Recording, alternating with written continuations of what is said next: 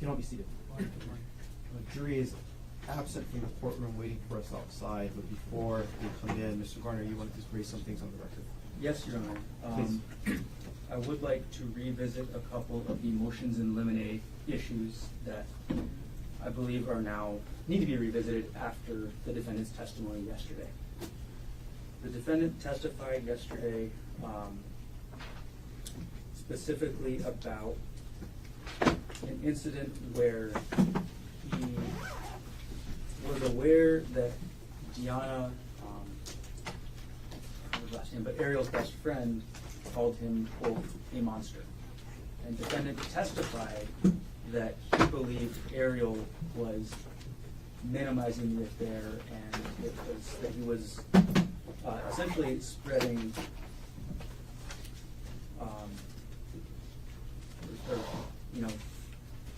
giving Deanna wrong information about the affair. What Arielle was actually talking to Deanna about was that the defendant was using sexual coercion against her. The defendant was demanding that Arielle have sex with him whenever he demanded. And there was an additional testimony of the defendant that's also related to this. The defendant testified that he never disclosed this, quote, affair because he wanted to protect Arielle's reputation. That was his testimony. That is not the truth, or that's not the truth in the state's mind, and it's not the truth according to Arielle's statements that have been disclosed to defense that the court limited out. What the defendant was telling Arielle when he was demanding that she have sex with him was that if she did not comply, he would tell everybody about this affair. So when defendant testifies he didn't tell anybody about the affair because he wanted to protect her reputation, that's not the truth. And essentially what defendant was actually doing was holding this over her head to enforce his sexual demands. So we do believe that these two statements that the defendant testified to yesterday clearly make this evidence that was limited out relevant. It, not including this evidence, gives a completely incomplete picture to the jury. It gives not even half the story. So we do believe that we should be allowed to cross-examine the defendant on these issues. Additionally, the defendant introduced character evidence. The defendant introduced evidence of his character trait of meticulousness. According to the Hawaii Rules of Evidence, the state may rebut that character trait. The proposed rebuttal evidence is further evidence of defendant's controlling characteristics, which have been limbed out. These controlling characteristics actually include these sexual coercion demands. So this is actually, these two things are also all connected. But it also includes the defendant's prior spying in his last marriage, the prior viewing of the prior iPad that he had that would view his ex-wife's all of her text messages. We believe that that's now relevant to rebut the claim of meticulousness, or to, not exactly rebut, but to essentially provide the entire character trait that this is halfway referencing. So the position is the defendant is given some picture of this character trait, and we need to be able to rebut it by bringing in the rest of it. Also, with regard to character evidence, I also believe that defendant's testimony that he didn't disclose this affair or tell anyone. I'm sorry, that he what? That he didn't disclose this affair or tell anyone in order to protect Arielle's reputation, that counts as good character evidence that the defendant was trying to introduce. That's defendant testifying about his good character. So we should be allowed to rebut and get into the sexual coercion for that reason as well. So those are all the reasons and the things that I want the court to revisit and consider that should be open for cross-examination. I have a question with respect to the allegations of prior spying and the other iPad. What form would, other than just cross-examination, what other form would that come in? The state did have Ms. Patel on her witness list, but the intention at this point is to limit the evidence on it to cross-examination. Understood. Thank you for answering the court's questions. Mr. Otake, do you have any response? Yes. So, we dealt with these issues, very deeply and spent a lot of time on them in motions in limine and in the court ruled. Obviously, we were hypersensitive to the court's motions in limine, and we contemplated the court's ruling. We obviously know the risks of how doors can be opened, and we deliberately steered clear of these things. So, for example, when we talked about how therapy turned into something else, he just said that. Therapy turned into other things. So the point is, we deliberately steered clear of these things to not open the door. And this is an extreme stretch and obviously a last-ditch effort by the prosecutor to get into things that the court has ruled should not come in. So let me just address these things one at a time. I'll talk about the first thing, the meticulousness. I don't know what he's talking about, to be honest. Character evidence under the rules comes in through reputation or opinion testimony. Obviously, we didn't do that. You have to also look at the context, okay? Arielle brought it up in her case about Dr. Konig was the one, in her testimony, Dr. Konig was the one who handled the finances. And trying, I guess, potentially inferring that he was, for whatever the case may be, they brought that up in their case. So he was just addressing that. I think the question was, Arielle said that you handled the finances. Why was that? And I think he said, I'm just, an organized, meticulous guy, right? So it was tied to why he was doing the finances.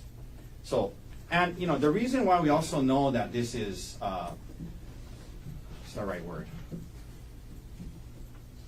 Not a genuine attempt here.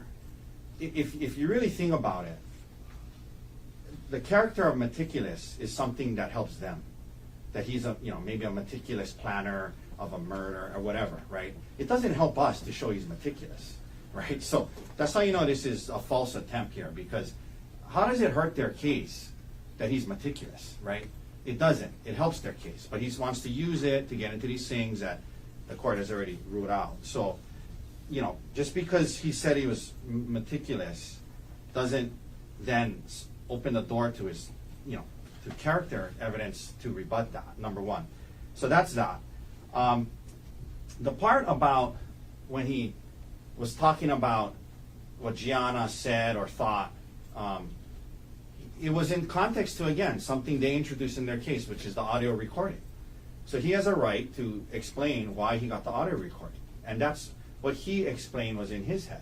He wasn't saying, he doesn't know what Arielle was talking to Gianna about.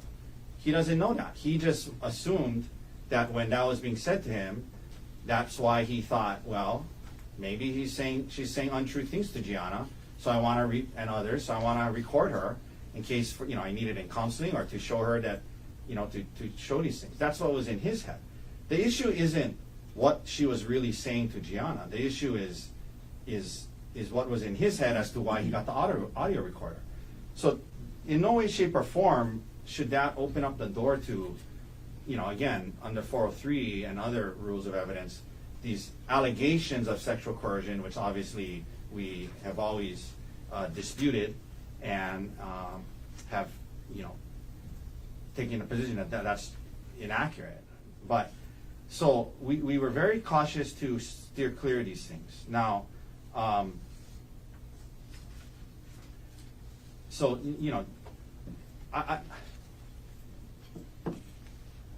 so that's what I say, Your Honor. This is very dangerous territory. We were very cautious to not open the door to these things, and he was talking about why he did the finances, right? Because he was meticulous and organized. Now that doesn't then open the door to, it wasn't character evidence for the sake of bolstering his character. It's a character that actually helps the state, not us. But we're explaining something that Arielle said, that he's the one who did the finances, and we're also explaining, that that's why he did it. So I'm not sure what the court is thinking on this. I'm happy to address any thoughts the court may have, but that's our position. Thank you. Go ahead, Mr. Carney, then I have a couple of questions. Sure. What we didn't address right there with Mr. Otake's arguments, and I'm sure the court will give him a chance to address this as well, is defendant's claim on the stand when he testified that he didn't tell anybody about this emotional affair because he wanted to protect Arielle's reputation. So I want to make sure defense has a chance to I appreciate it. explain that as well. Yeah, I appreciate it. So when he was talking about that was early on, right? When he was saying, we were talking about it in San Luis Obispo, and we were considering having her move out, but we didn't do that to protect her reputation. And when we got back to Maui, I didn't tell anyone for the sake of the kids and everyone else. So that was long before any of these allegations of sexual coercion came up. That was right after the discovery of the affair in San Luis Obispo and right when they got back to Maui. It was that time period in December 1st, December 8th. If you look at the notices they filed, the allegations, which again we refute, of sexual coercion came later in December.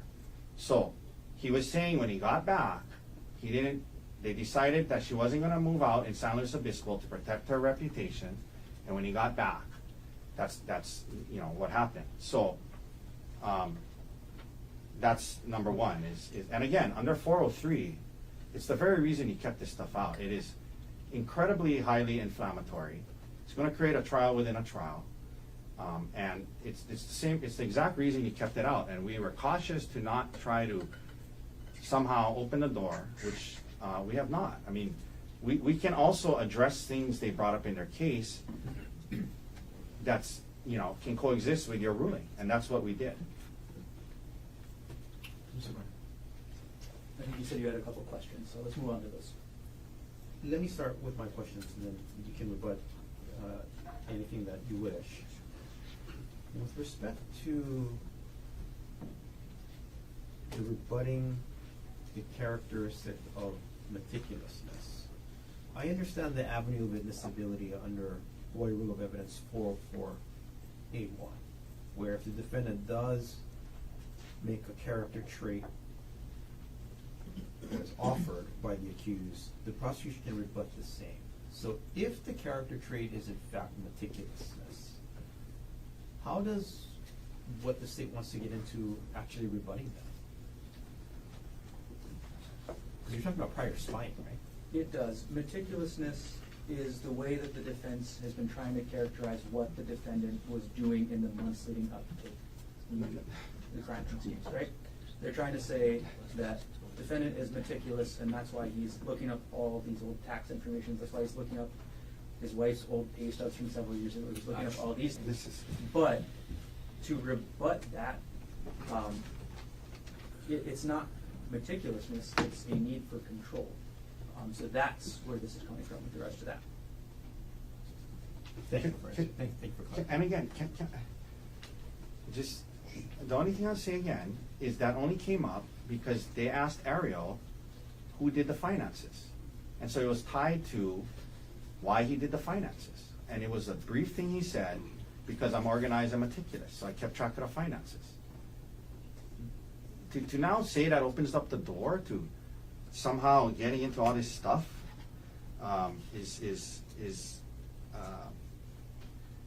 just honestly, Your Honor, it should not even remotely get close. The other thing is, and again, Your Honor, I bring this up, right? The rule I think you're talking about, right, is I'm sorry, were you talking about 608? No. 404A1. Okay, 1 second.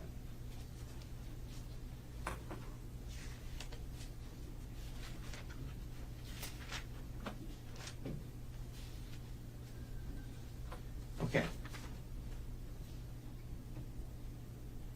Okay. 1 second.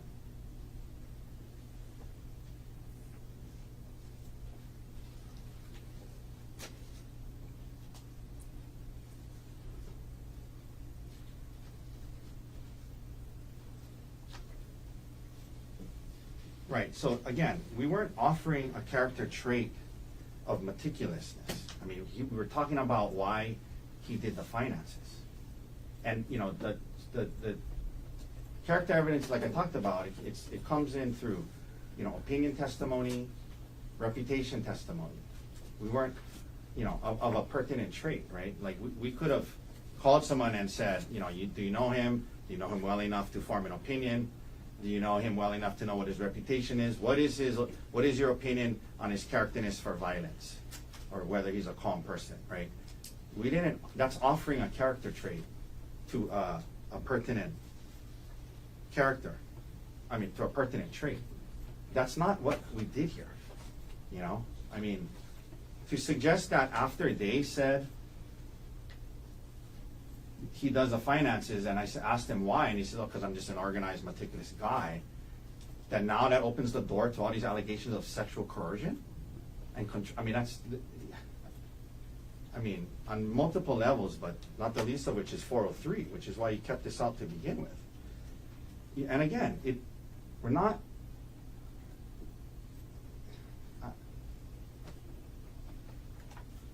so it should stay out on, I mean, it's incredibly prejudicial to allow in these false, what we believe are false allegations of sexual coercion. Simply because he said, I do the finances because I'm meticulous.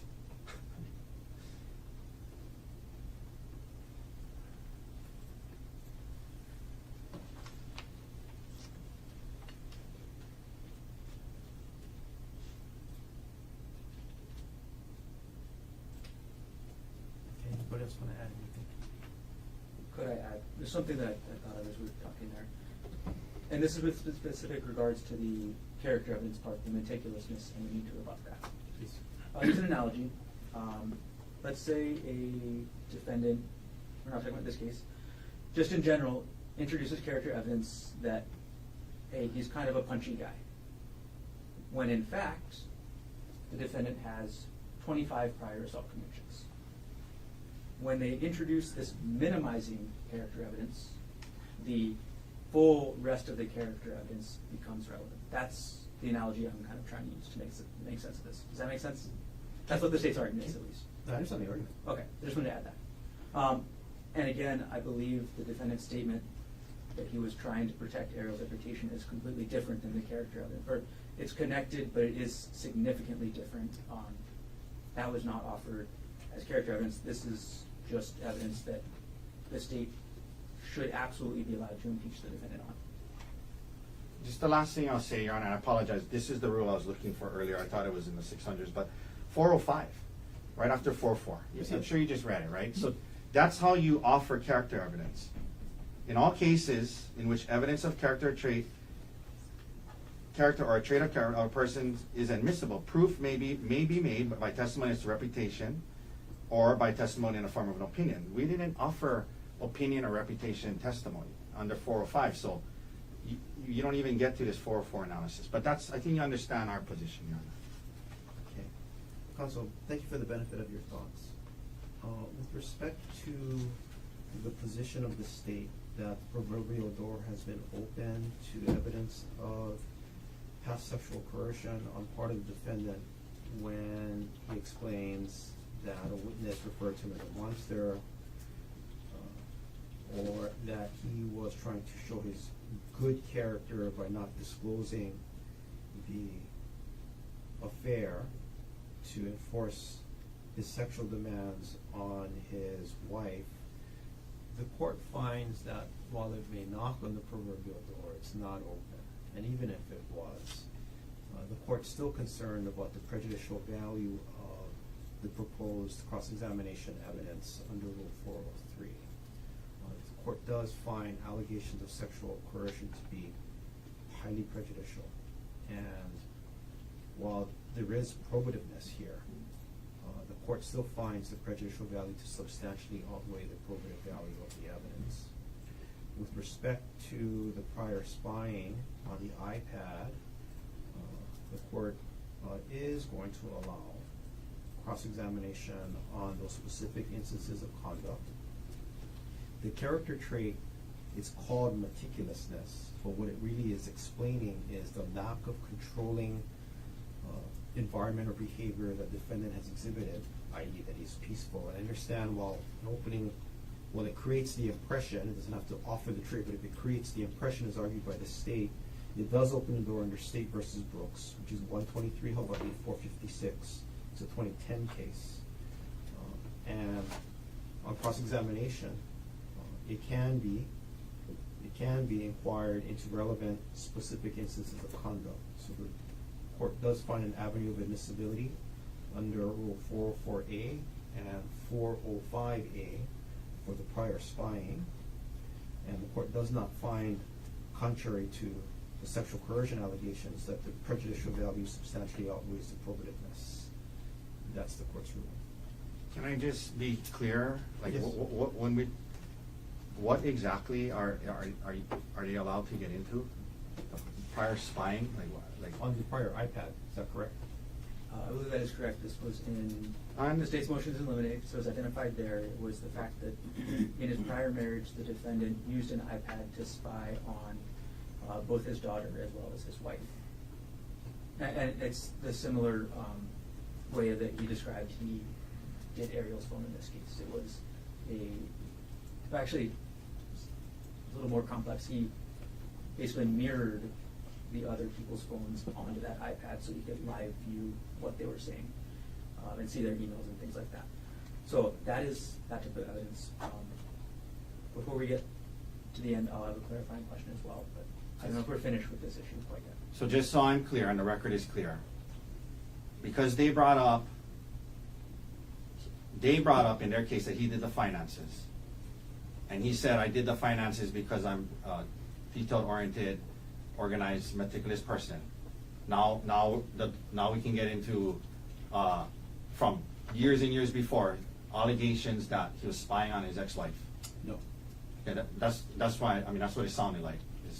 It's not because they got into who brought up the finances. It's because when the word meticulous and taking care of the finances and dealing with all of the insurance and all the investment accounts, that creates the impression that defendant is not controlling, not having any coercion over the victim in this case. The impression is that, for lack of a better word, he's peaceful and not aggressive with respect to that coercive environment. That opens the door to whether or not it truly is meticulousness or something else. And I understand the rebuttal. Can I just ask a clarifying question? Please. Isn't it by saying I take care of it because I'm meticulous and organized, isn't that kind of saying that because he has control over it? So I don't understand how I'm not, trying to argue with you, but I don't understand how that is trying to imply that he's not controlling. By saying I'm meticulous, that's why I do the finances. That's the part maybe I'm missing. Like how does that paint a false picture that he's not controlling? Like someone who does all the finances, all the taxes, all their life, that's kind of controlling of the finances. So I don't understand how that's, now we're saying, oh, that shows he's not controlling, so now we can show that he's controlling. I mean, Controlling of only the finances versus controlling of the behavior in the relationship. what was at issue is who did the finances and why. You had a clarifying question, Mr. Barr. I do, and this is on the second issue we were discussing with the regards about the sexual coercion. At the motions in limine hearing, the court did rule sexual coercion is out, and I understand that it's still the court's ruling. The court did indicate at the motions in limine hearing that the defendant's sexual demands were relevant. So I want to confirm that that is still the court's ruling. That is, and that also came out on State's case in chief. Okay, I just want to confirm that I can still go into that. Yes. Well, and I'm just, again, we're going to be in a position where now what, he answers that and now we open the door to everything else? I mean, we have to be able to answer things they raise without it opening the door. Okay, so, I understand your ruling, but I'm just also, and he wants to ask those questions, he needs to be able to answer it and explain it, and I know what's going to happen. Then he's going to say, oh, Judge, it opens the door to all this other stuff again. So, I'm just saying, like, if he's gonna ask these questions, and he needs to be able to answer them too, out of fairness. And it's not fair where he cannot answer it, or else if he answers it now, he opens up all these other allegations. So, I understand. I'm just. And to get to the specific part, so we can all be clear, to make sure whether I do ask the question or not, I can get into the sexual demands, or the demands. With Ms. Arielle Konig? Yes. Yes. The, I guess, question then that would be relevant to the defendant's testimony yesterday was whether he was holding the knowledge of this affair over her head while he made those demands. And I'm asking for clarification here. I'm not asking for any further argument about whether I should get into it. I'm asking for the court's clarification. That was excluded in the motions in limine. I don't know why we're relitigating all the motions in limine at this stage of the trial. I don't think we resolved that. Your Honor, you said anything to do with using allegations of sex as coercion was not coming in. That's exactly what they're now trying to do. No, with the prior partner. No, with Arielle Konig, you said any allegations that he was using sex as coercion as a way to, was not coming in. And I agree with that. That's right. That was the Thank you for So I want to, I'm kind of pre-testing the question right now. But all I was asking was clarification for the court and putting on the record whether that question would be in violation of that term. It would. Okay, thank you for the I'm sorry, clarification. it would be allowed? No, it would be violative. Oh. Violative of the limited ruling. Thank you. Thank you. That's all I was looking for is the clarification. Because that's the coercion issue, right? Okay, understood. Anything else we should take up? Not at the, I want to raise the issue.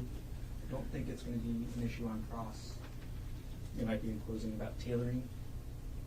100%. I was going to raise that issue too. Okay. Do you want to talk That about there should not be tailoring questions or argument. But there shouldn't be. There shouldn't be questions and arguments. That's tailoring. Correct. Isn't that the current case law? Absolutely. The current case law is that general tailoring is not allowed. Tailoring about the defendant's presence at the trial is not allowed. Tailoring about the defendant's access to discovery is not allowed.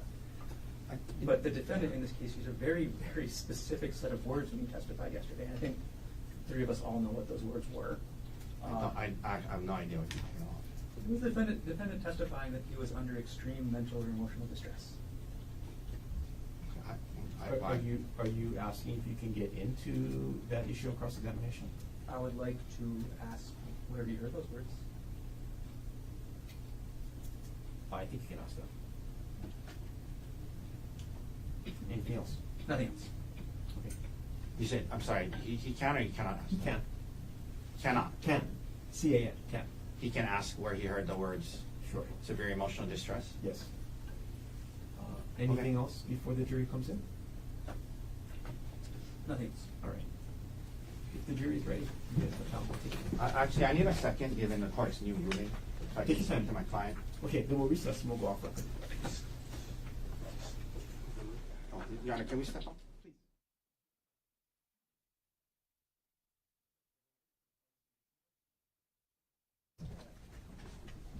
Calling case number 16, State of Hawaii versus Gerhardt Konig, 1 CPC-25-373 for further jury trial. Jurors, please. Good morning, Your Honor. Good morning, ladies and gentlemen. Deputy Prosecuting Attorney Joel Garner for the state. Also present is Deputy Prosecuting Attorney Franklin Don Vaccaro, Jr. Good morning again, Mr. Garner. Good morning again, Mr. Vaccaro. Good morning, Judge. Good morning, Your Honor. Good morning, ladies and gentlemen. Thomas Otake, Mount the Dirks, on behalf of Gerhardt Konig, who is present. Good morning again, Mr. Otake. Good morning again, Mr. Gerhardt. Dr. Konig, good morning again. Morning, Your Honor. All you can be seated. Ladies and gentlemen of the jury, good morning to all of you. Welcome back to courtroom 15. I apologize for the delay. The morning calendar got a little bit away from me, so I appreciate your patience. We'll continue on with the presentation of evidence. Dr. Konig, if I can have you come back up to the stand and resume your place on the stand.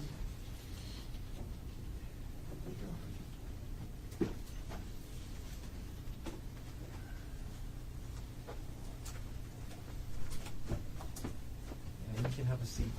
Dr. Konig, you're still under oath. Yes. Mr. Garner, whenever you're ready, you may begin your cross-examination. Thank you.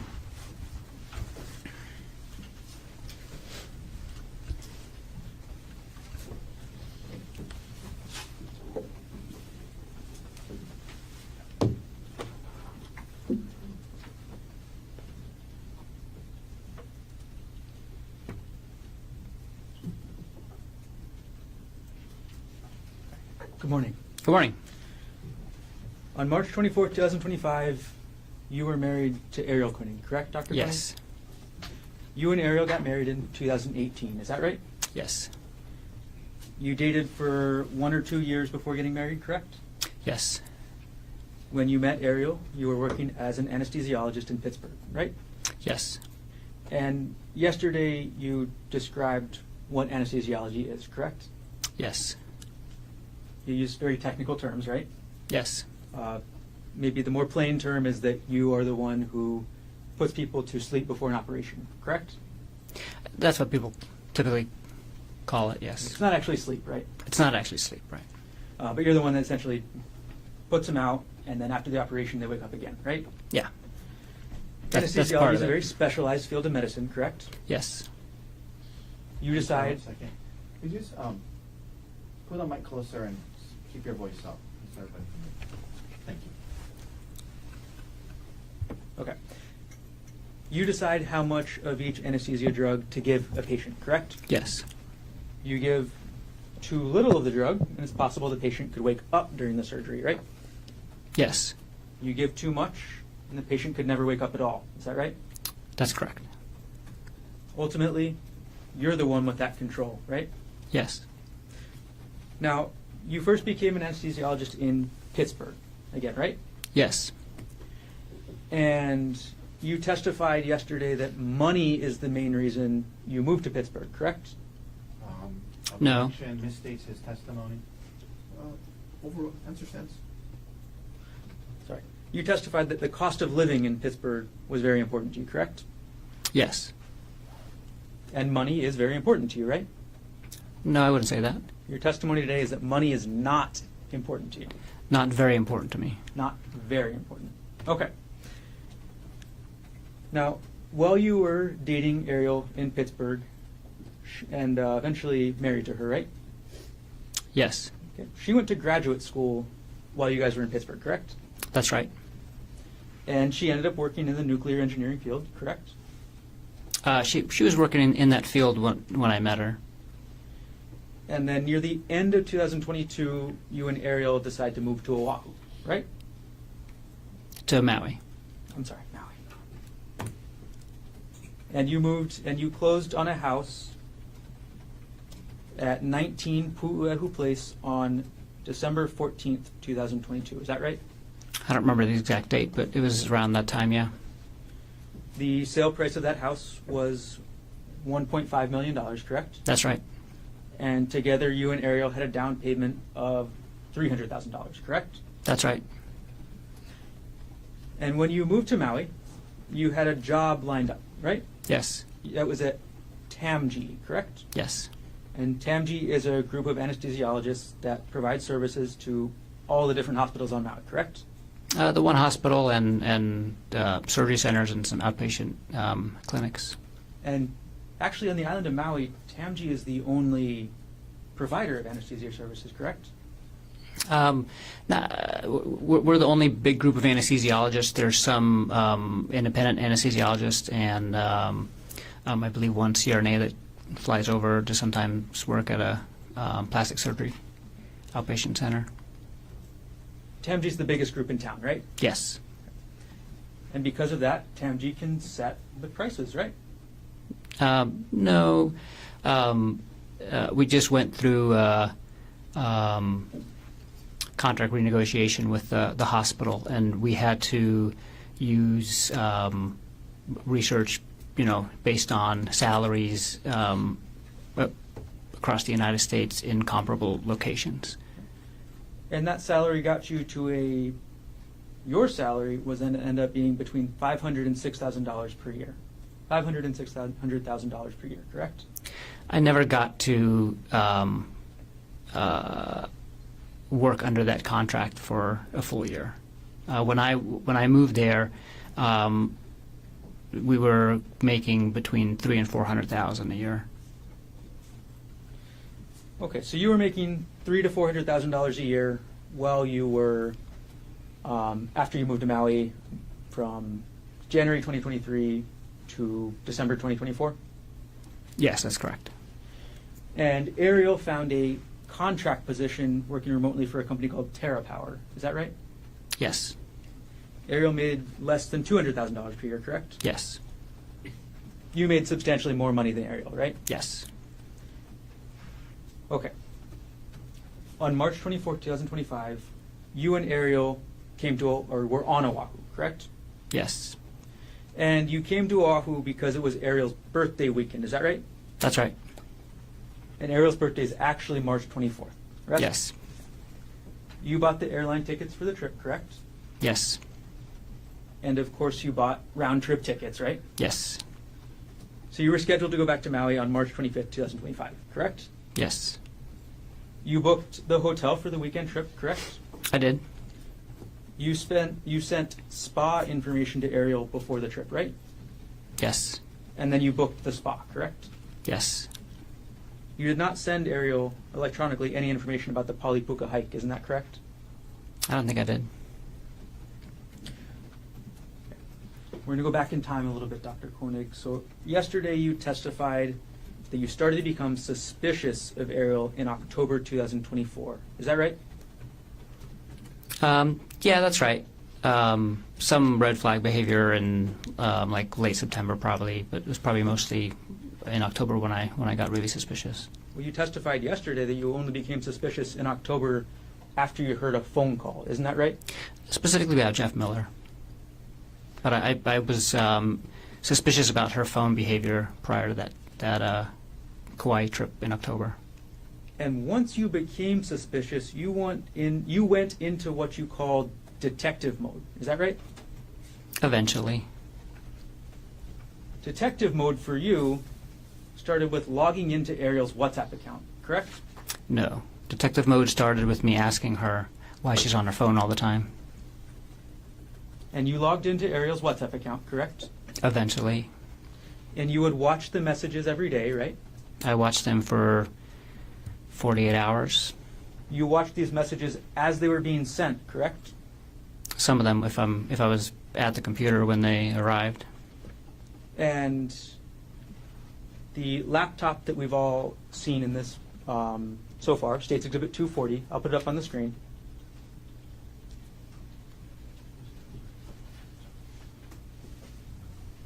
The 40 is in evidence. Yes.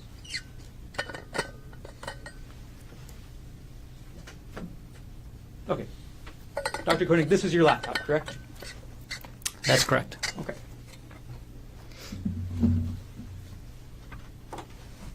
So you logged into Arielle's WhatsApp from this laptop, correct? Yes. And you saw the messages between Jeff Miller and your wife, correct? I did. You downloaded those messages, correct? Yes. Not from the laptop. I downloaded the messages from her phone, and then I saved some screenshots on the laptop. We're going to publish now States 118, which is already in evidence.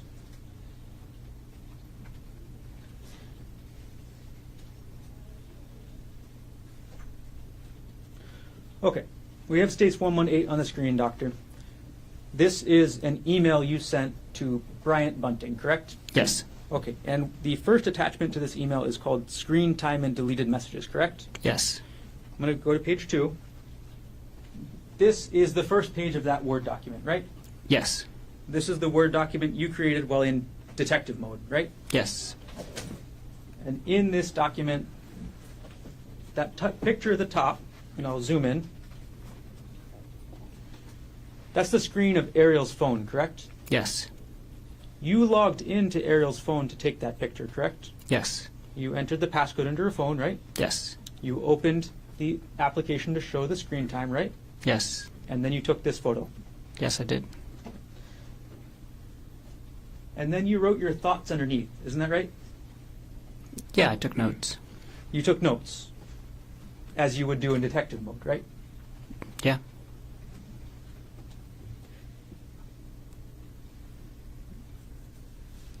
Your first notes were calculating the number of hours she spent on the WhatsApp app, correct? Yes. You calculated it and you did some division based on how many work days there were, right? I did. And then you speculated about phone calls, correct? Yes. Move on to page 3. Page 3 of this shows other screenshots you took of Arielle's phone, correct? Yes. And this is other screenshots of every app that she was using, correct? The Screen Time app keeps track of all of the apps that you use, and I think there's probably more, but I just did the first 3 pages. You didn't stop with WhatsApp, did you? No. You looked into her entire phone, correct? No, I looked it down to 3 pages of the Screen Time app. You were in detective mode and you didn't look through her actual text messages? I did look at the text message threads on her phone. You looked at the text message threads on her phone, right? I did not look through all of her text messages. I opened the texting app to see if there's anything that looked suspicious there. There wasn't, but really I went straight to WhatsApp because that was the most used application. You looked through her emails, correct? Not at this time. I did end up looking through her emails later, mostly with her consent. Like as I'm seeing her on her phone and she's writing an email, I'll be like, "Hey, who are you emailing? Can I see?" And then she'll show it to me.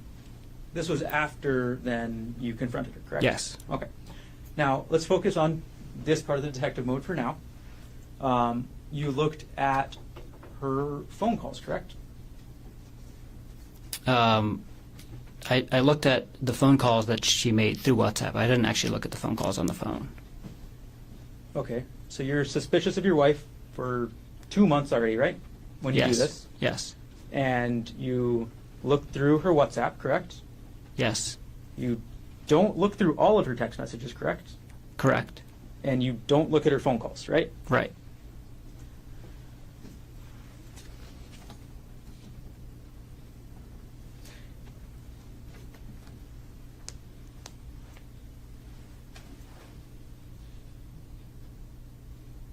These are photographs of the screen of the phone, correct? Yes. Okay. So you didn't take a screenshot and send it to yourself, right?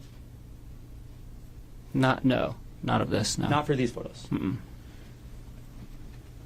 Arielle didn't know you were taking these photos, isn't that right? No. Okay, we're going to move on to page 4 of this document. Oh. I'm sorry, we're going to move on to page 6 of this document. Now, actually, I'm sorry, we're going to just go to page 4. At the top of this document, this is still the Word document that we were talking about, right? Yes. Okay, it is called, again, Screen Time and Deleted Messages, right? Yes. So most of the page we're looking at is what you copied and pasted or downloaded from WhatsApp, correct? Yes. But the very top of this page says deleted messages from Sunday 12/1, parentheses, all deleted, right? Yes. You wrote that part. I wrote correct? that part. Yep. Okay. So you were able to see and record all the deleted messages from Sunday, December 1st, 2024, correct? Yes. And you read these messages, right? Yes, I did. You read them, and starts out, we'll go for the first couple section. Mr. Miller says, "Good morning," right? Yes. He says, "I hope you're getting some good sleep," right? Yes. And he talks about his sleep, correct? Yes. And then Arielle says, "Good morning," right? Yes. There's nothing sexual in these messages, is there, Dr. Konig? No. This is two people saying good morning to each other, right? Yep. And you were upset because in your mind, this is what spouses do, right? Say good morning. I wasn't upset that they were saying good morning to each other. I was upset about the entire relationship that they had. You were upset that they were talking at all like this. Not just about good morning, about the whole thing. About the whole thing, okay. Yeah. You talked about that they were sending each other links for music, right? I did talk about that. And those links are actually contained later on in this document, correct? They were in earlier conversations. Can't remember where they are in the document. We moved on now to page 5 of States 118. Actually, we'll just keep moving forward. Okay, so we're on page 6 now, and you included a screenshot of the WhatsApp now, correct? Yes. And part of the screenshot, we'll zoom in, is your note at the very top says these are deleted messages from Tuesday 12/3. Correct? Yes. Okay, so far at this point in detective mode, you've looked at messages from 12/1, correct? Yes. You've also looked at messages from 12/2, correct? Yes. And now you're on to December 3rd, right? That's right. And December 3rd is the day that Arielle is going to San Luis Obispo, correct? Yeah, she was actually not arriving until the next day, but she was leaving Maui on that day. And then she had a layover in Arizona, correct? That's correct. And in this photo we're looking at here, Arielle is texting Jeff Miller about being on the plane and getting ready to go to sleep, correct? Yeah, that's one of the messages that's on there.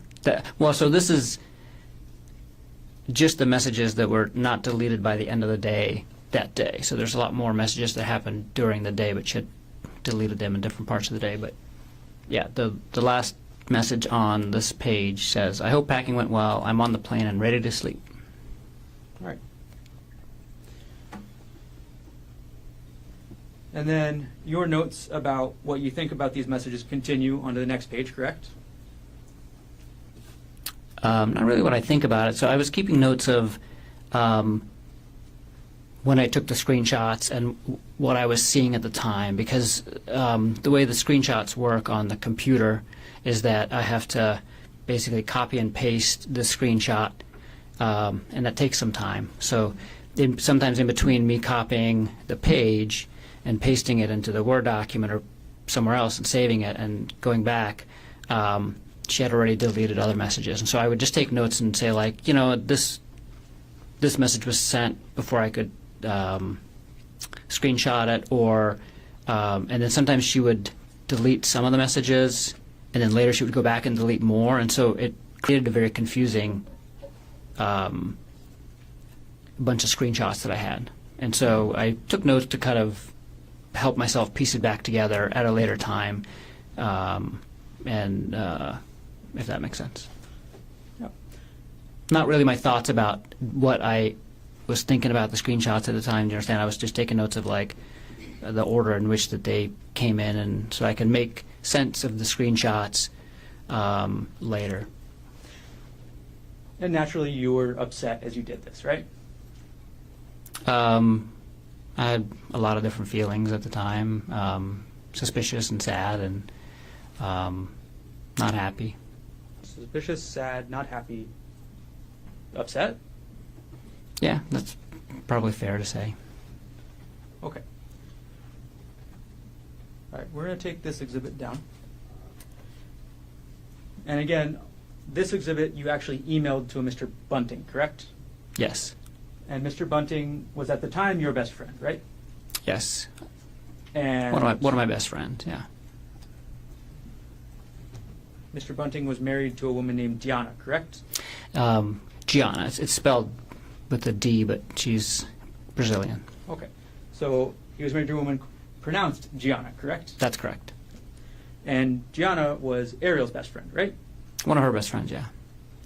So you send this email to Bryant Bunting on December 4th, 2024 at 3:33 p.m., correct? Yes. And that's before you leave for this trip, correct? Yes. And this is a trip that's going to include you, Arielle, Bryant, and Gianna, correct? Yes.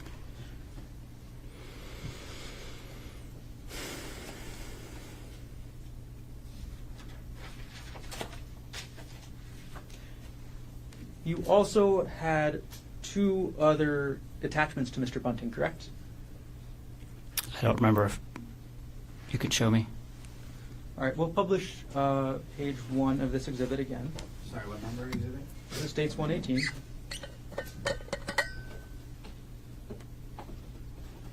Okay, and we'll zoom in on the middle of the page to attachment names. There were 3 attachments to this email, correct?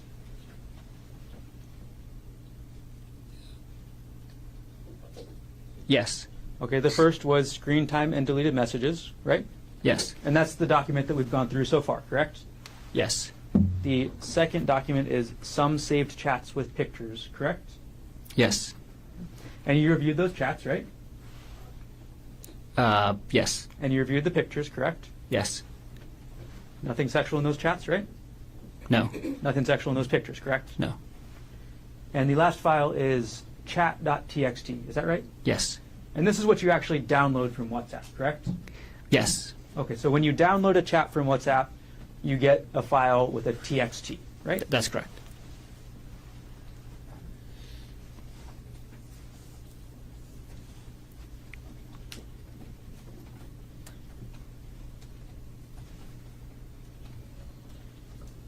Now, you said already that you were upset when you were reading these messages, correct? Yes. You were upset that she was talking about her personal life with another person, correct? Yes. You're upset that she was talking about her kids, right? Yes. You're upset that she was talking about the kids putting stuff up on the Christmas tree, right? Yeah. I mean, in the context of the whole conversation, yeah, I was upset about that. And you're upset that your wife was keeping these messages secret from you, correct? Yes. So before you confronted Arielle, you emailed these documents to your friend Brian, correct? That's right. And you actually emailed these documents to Bryant, before you even got on the plane, is that right? That's right. So before you even talked to Arielle about this at all, you were already telling Bryant, is that right? That's right. You didn't give Arielle a chance to explain herself about these, correct? Not before I talked to Bryant that day, no. And you also told Deanna, correct?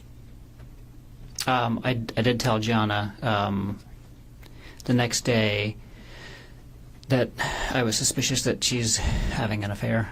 So you told Arielle's best friend about your suspicions before you told Arielle, correct? A few minutes before, yes. You did that because you wanted Gianna and Bryant on your side, correct? That's not correct. You wanted Arielle's best friend to hear about this emotional affair from you, right?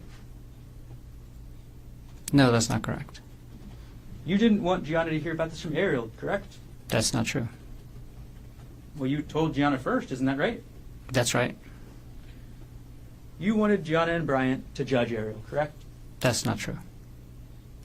You wanted to isolate Arielle from her best friend, isn't that right? That's absolutely not true.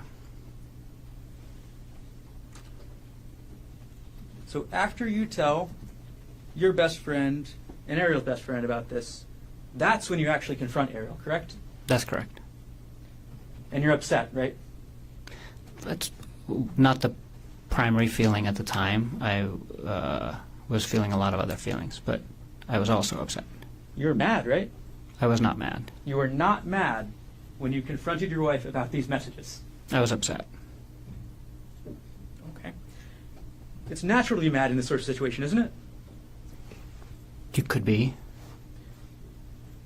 And in this confrontation, you called Arielle a lying bitch, right? I did call her that at some point, not in the beginning of the disclosure. You called her a whore, right? I did call her a whore at some point. Again, I think within like the first 24 hours, and not during the initial disclosure. And after this all came out, after you confronted Arielle, called her a lying bitch, called her a whore, you wanted her to move out of the house. Is that right? That's right. You used an example yesterday where you talked about somebody else moving out for about 3 months and staying in a hotel, correct? That's right. And that's what you wanted Arielle to do, right? No. You just said you wanted Arielle to move out of the house. Isn't that right? Yeah, but you just asked if I wanted her to specifically move into a hotel for 3 months. I had no I did not want her to move out of the house for 3 months and go live in a hotel. You just wanted her out. I preferred to have her move out while we're dealing with the aftermath of her having an affair. And Arielle didn't want to move out of the house. Is that right? We both didn't want her to move out of the house. We both decided that together after talking about it. You just said just a minute ago that you wanted her to move out, right? That was my preference in the beginning, and then we decided that we're not going to do that. There's Okay. plenty of examples of people holding contradictory beliefs, and then you talk about it and think about it and figure out which way you're going to go. Dr. Konig, Arielle's children were 4 years old and 18 months old at the time that you wanted her to move out. Isn't that right? That's correct. No mother would want to move out of the house with their kids that age, would they? I wouldn't think so. But that's what you wanted, right? I wanted her to move out of the house for us to deal with the affair, and I didn't want her to move out of the house and harm her children. I wanted both. Now, another thing that you wanted is you wanted Arielle to quit her job, right? That's right. And this is the remote worker job that she was able to find on Maui, correct? Yes, There are no nuclear power plants on Maui, right? that's correct. So if Arielle wanted to stay in her career and advance her career, she had to work remotely, right? That's correct. If you were to stay on Maui, right? Yes. And once Arielle quit her job, as was your plan, she would have been 100% dependent on you and your salary, correct?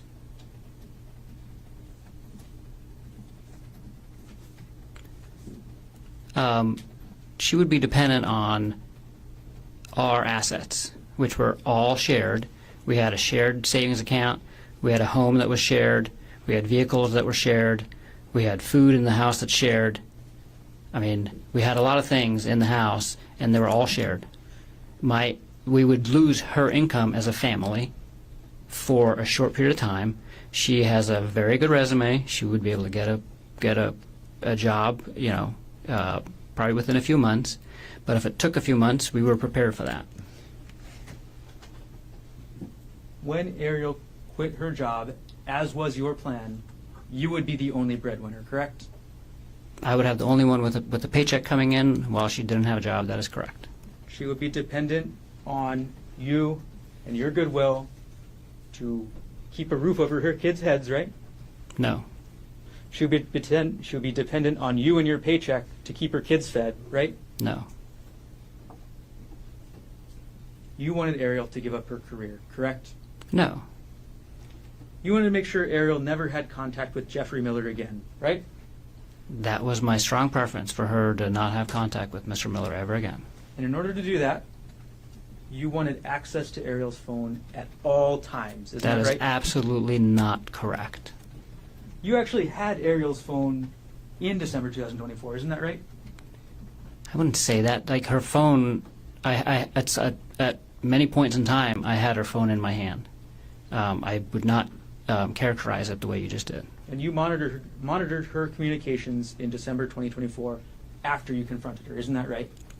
I, on several occasions, asked to see who she was communicating with, and she would show me. And the only time that I monitored her communications was for 48 hours when I was watching the WhatsApp messages, and most of those I was watching on my computer, not on her phone. So today you're saying you were only monitoring her communications a little bit, right? I don't know what you mean by a little bit. I just described to you how I was monitoring her communications. Yesterday you testified about what you thought Arielle needed to do, isn't that right? That's correct.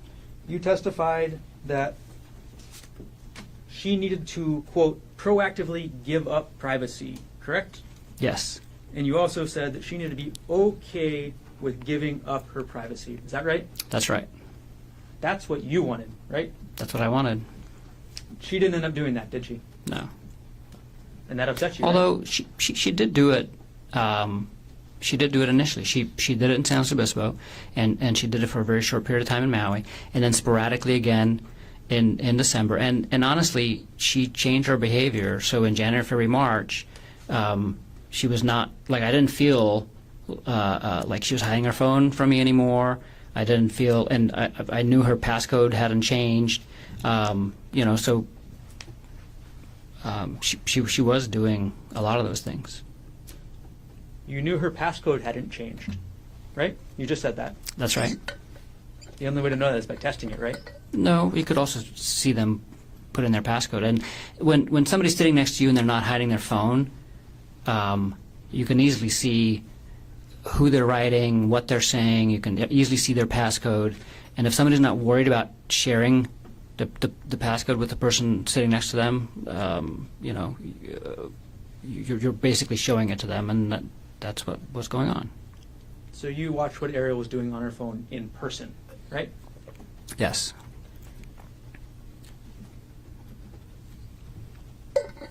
Now, another thing you mentioned yesterday is that you believed the cheating spouse needs to put in the work, right? That's not what I said. You testified that the cheating spouse needs to put in the work, right? You said that. I wouldn't characterize it like that. I would not say the work. The way you're making it sound is like there's only one work to be done. The work that needs to be done to heal a relationship after any kind of issue like this involves both parties. And I was talking specifically about the part that the cheating spouse has to commit to doing. I was not saying that was the only work that needed to be done, like you're implying. Dr. Konig, if we could not go into anything implied, I'm just asking you a question, okay? I'm asking you what you said. Your Honor, he's trying to answer the questions, should be allowed to answer. It's non-responsive. But that was not, if he's asking questions, he's answering. Is there an objection? My objection is to him reprimanding the witness when all he's doing is answering the question. That's my objection. Overruled. Now, you testified, after you confronted Arielle about this affair, you wanted her to meet your physical needs, correct? I wouldn't characterize it like that. You wouldn't characterize it as Arielle being unwilling to meet your physical needs, would you? I would characterize that I was in a relationship with Arielle for 8 years, and we had a physical relationship, and I had physical needs as part of that physical relationship prior to me finding out about the affair, and I had physical needs after the affair as well. Okay. And she's a regular. We're talking about sex here, right, doctor? No, I'm talking about physical intimacy with the person that I love the most, which includes sexual and non-sexual intimacy. You believe that Arielle should meet your sexual needs after you confronted her about this affair, correct? No. You don't believe that? Your Honor, can we approach?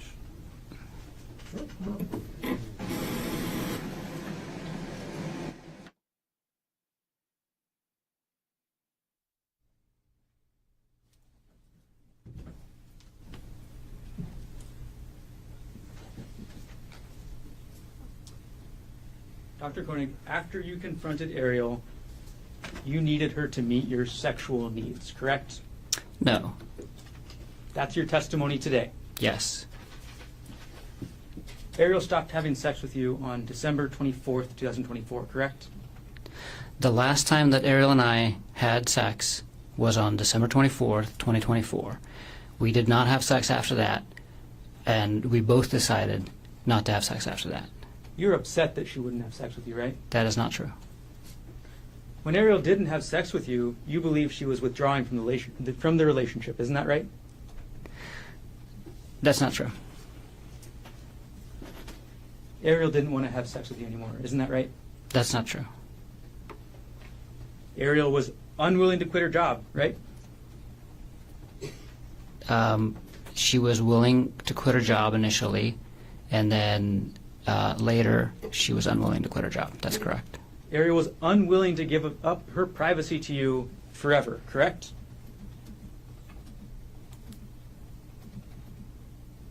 Yeah, that's right. Arielle was unwilling to move out of the house and away from her children, correct? Yes. Arielle was unwilling to have sex with you whenever you demanded it. Isn't that right?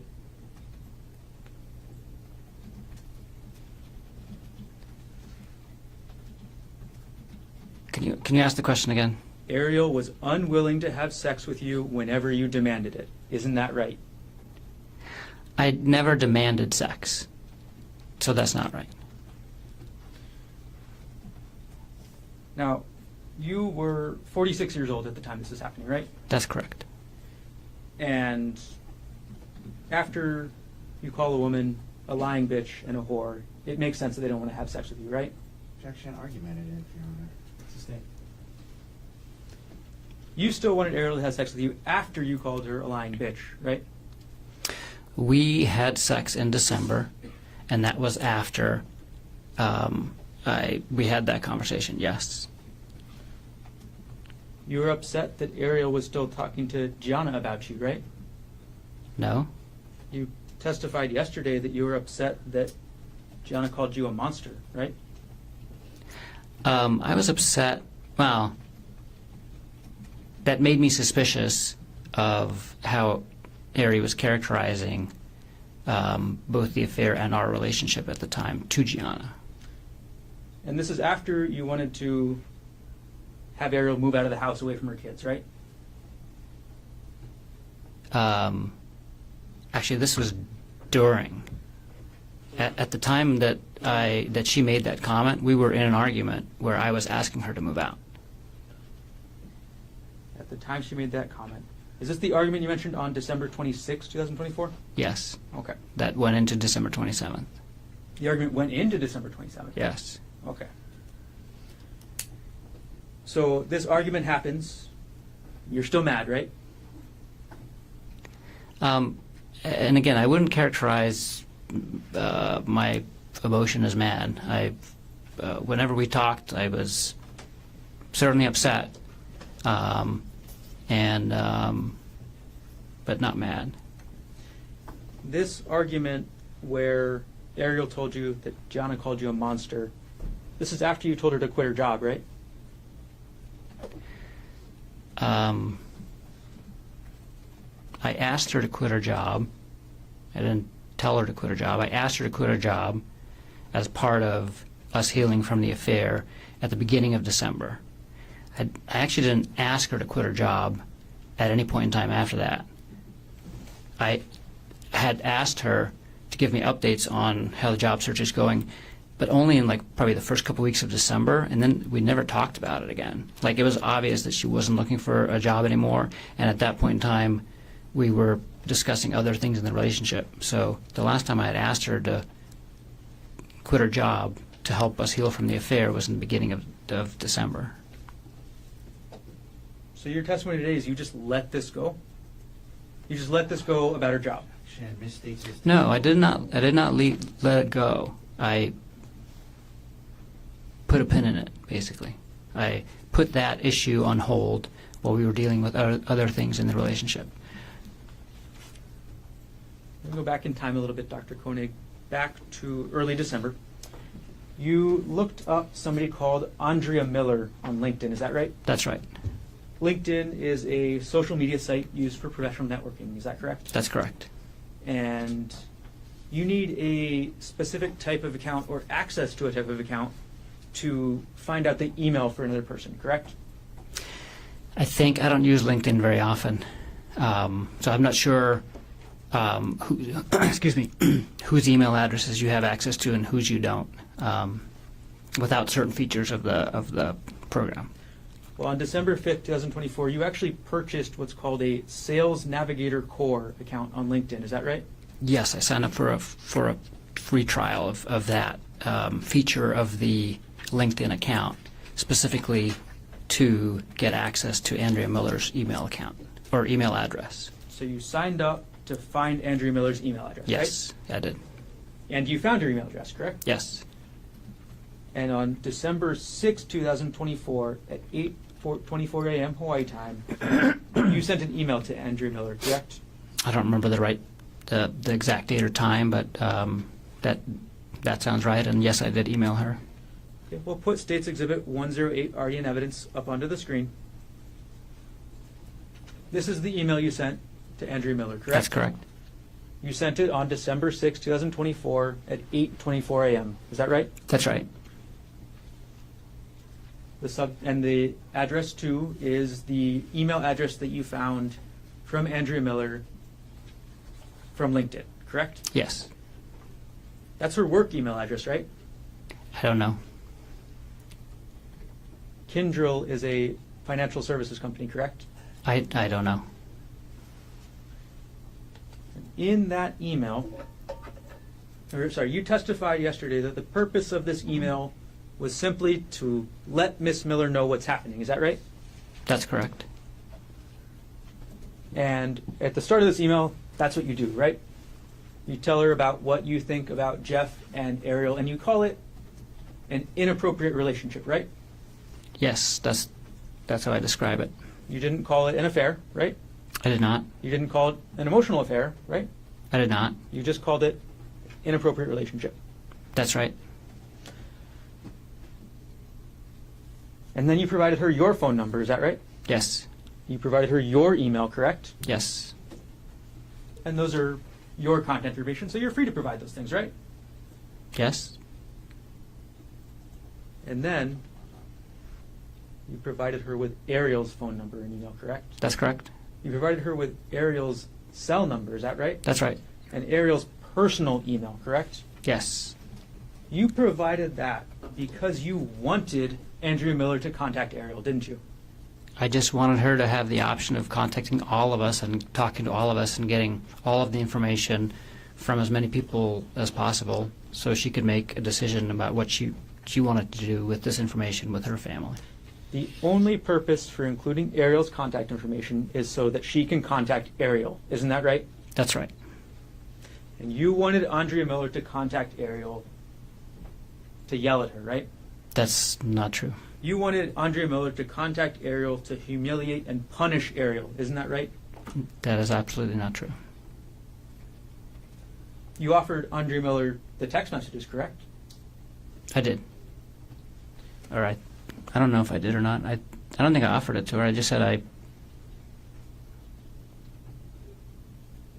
You just said, I can share with you what I have can if share you with would like. Yes. Right? Yes, I did. You also sent Miss Miller a contact request through LinkedIn directly, correct? That's correct. Andrea Miller never replied to your emails, isn't that right? That's right. Andrea Miller never replied to you on LinkedIn, isn't that right? That's right.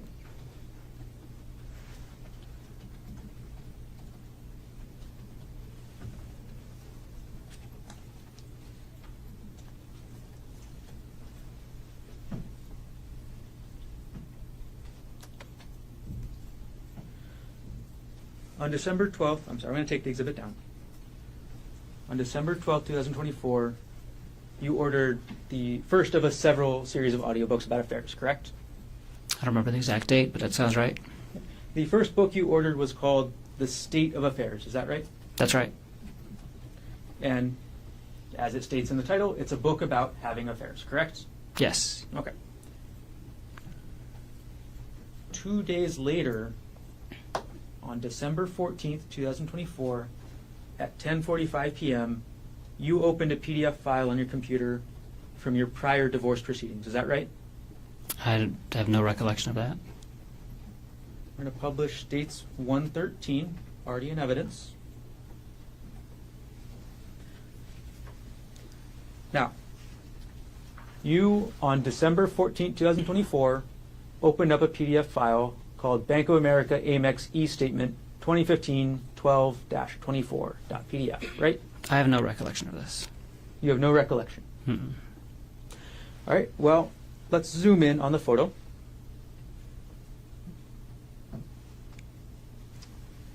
The file system last access date and time of this document was December 14th, 2024 at 10:45 p.m., correct? I can see that, yeah. Do you agree with that? I agree with that. Let's go to the file path, Dr. Konig. This is under the username G. Konig, correct? Yes. That's your username, right? Yes. Your files are contained under that username. Is that Yes. right? The next folder is the Dropbox folder. Is that right? That's correct. You use Dropbox, correct? I do? You have a Dropbox that has subfolders in it, correct? Yes. The next subfolder is called JPR. Is that right? That's correct. That's a subfolder that you created, correct? Yes. That's a subfolder that means Jessica Patella Ray. Isn't that right? That's correct. And under Miss Ray's subfolder, or Miss Patella Ray's subfolder, you have a separate subfolder called Divorce. Isn't that right? Yes, I created that. You made that folder, correct? Yes. And in that folder, there's another folder, right? Yes. And that's for 2016-04 hearing. Isn't that right? That's right. This is a hearing about your divorce from April 2016, correct? Yes. And the last subfolder is supportive documents. Isn't that right? Yes. And in that supportive documents folder, the supportive documents are for this April 2016 hearing, correct? Right. These are the documents that you want to bring to your divorce hearing, right? Yeah.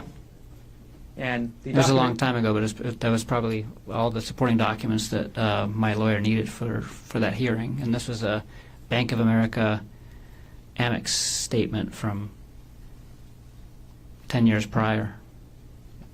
So A long time ago. I have no recollection of looking at a Bank of America Amex statement from 10 years prior on this date. I don't remember doing that. You don't remember at all. Mm-mm.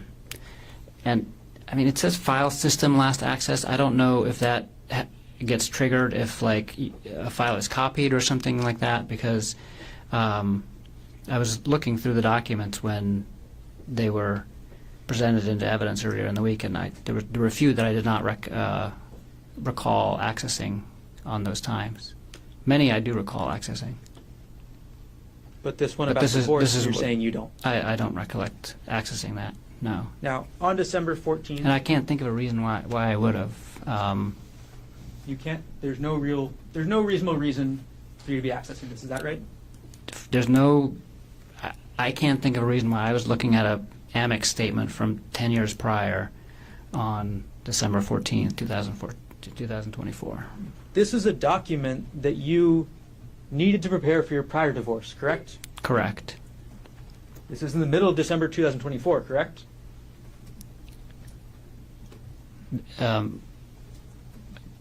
That this document was accessed? Yes. Yes.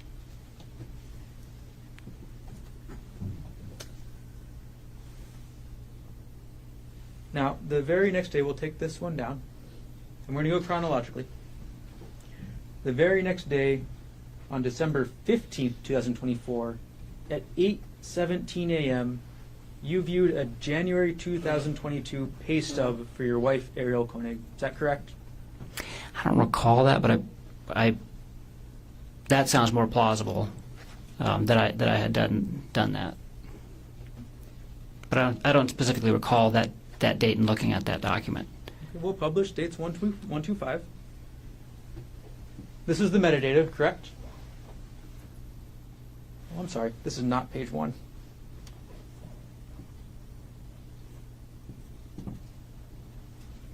All right, publishing page 1 of states 125. Okay. The last access date is December 15th, 2024 at 8:17 a.m., correct? That's correct. Okay. And the file path for this is looking through your 2022 taxes. Is that right? It's ours. So we have a shared folder on Dropbox called The Big Love Party and Other Super Fun Stuff that I created when we were planning our wedding. And so this is a shared folder on Dropbox that both Ari and I have access to. And this is in the taxes folder within the shared, because I put all of our shared financial information in the shared drive that she has access to, and she put things that she wanted to share with me in it as well. And so this is in our shared taxes folder, and it's in specifically a subfolder that's for her pay stubs. And so you wanted to look up Arielle's pay stub from January 2022, and you wanted to look that up on December 15th, 2024. Yeah, that 24. seems more. The only information More contained in this plausible. document is about Arielle's pay from 1 month. Is that right? That's correct. Okay, it's simply just a pay stub telling you how much she got paid, right? Yes. Do you want me to go to the pay stub so you can see? No. We'll take the exhibit down. And you're looking at this pay stub the day after you're looking at this document from your prior divorce. Isn't that right? No, 'cause I don't recall looking at that Amex statement. So you just don't recall again? I don't recall looking at that Amex statement at all. You tell me where there's a convenient break, Mr. Garner. Okay. We're getting close. All right. We're going to keep going forward in time. December 18th, 2024 now. You purchase your second audiobook. Is that right? I think you've already mentioned 2. Isn't this the 3rd then? I mean, I don't remember. I purchased many audiobooks, but I think we've already talked about 2. So far we've talked about the state of affairs. Is that right? That's right. Which other book? Oh, okay. Okay. So this must be the second one. I don't remember which order they're in, but I know I purchased multiple. Okay. Let's just put up the exhibit so we're not confused about the order, okay? Okay. States 106. All right, publishing, page 2. Okay. This book you purchased on December 18th, 2024 at 9:30 a.m. Is that right? That's right. Okay. And this book is called After the Affair, the 3rd edition, correct? Yes. Okay. And then on the same day, you purchased the 3rd book, correct? We'll go to page 3. This one you bought on December 18th, 2024 at 11:48 a.m., correct? Yes. Okay. And this is the one you mentioned in your testimony yesterday, How to Help Your Spouse Heal from Your Affair, correct? That's correct. There was 2 books with the same title actually that we both listened to. Got it. So there's actually a second book with the exact same title, right? That's correct. Okay, and that book's on page 4 of this exhibit, correct? That's it. Yep. Okay, and you purchased these on the same day, although you purchased the second one later in the afternoon at around 2 p.m., correct? Yes, that's what it looks like. Yep. Okay. 2 books with exactly the same name, right? Yes. That could get confusing if you want to talk about them, right? Yes. Take the exhibit down.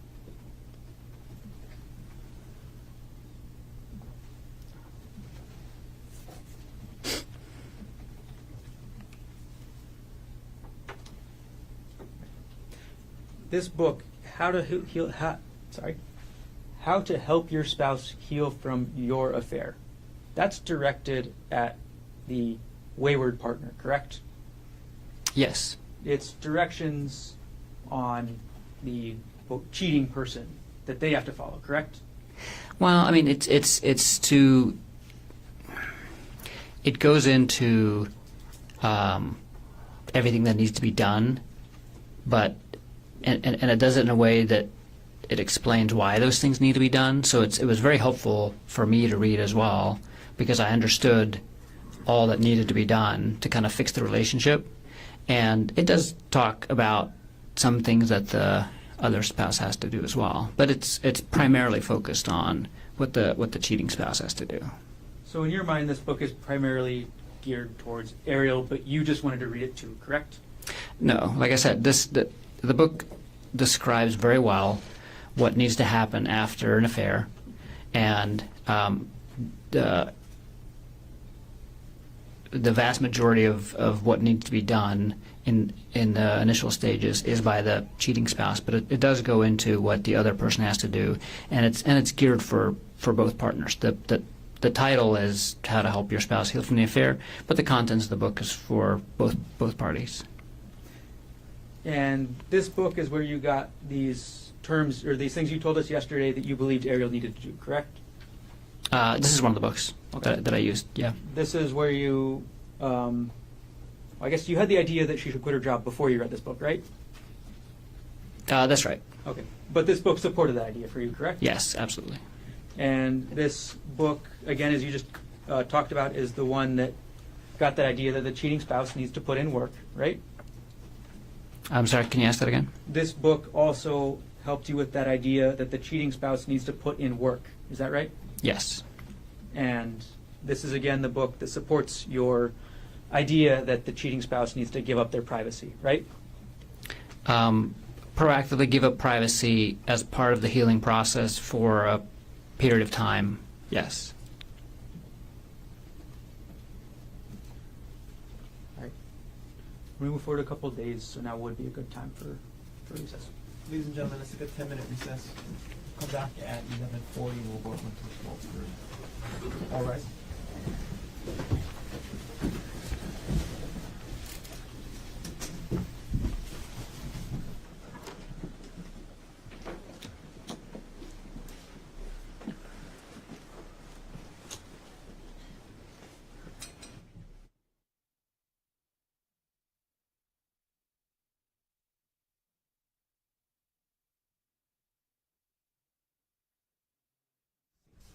State Public Agency 1CBC-25-173.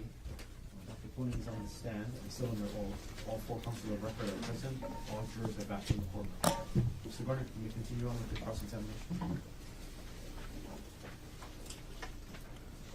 All right, Dr. Koenig, the last question I asked you was about December 18th. Now I'm going to move forward a couple days to December 21st, okay? Okay. On December 21st, I'm going to publish December 21st, 2024 at 2:49 p.m. You opened a PDF file on your computer that was a November 2022 retirement account statement for Arielle. Is that right? I don't recall doing that specifically, but that sounds like something I would do, yes. That sounds like something you would do, is what you just said? Yes.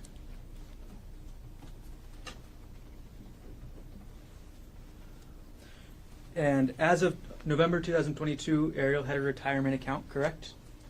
Yes. And that retirement account, again, as of 2022, was valued at $191,439, correct? I don't remember that exact number, but that sounds about right. Was that number Is this accurate? Yeah, yes. And in November 2022, you were the primary beneficiary of that account, correct? That's correct. That means that if anything happened to Arielle, you would get that money, right? Yes.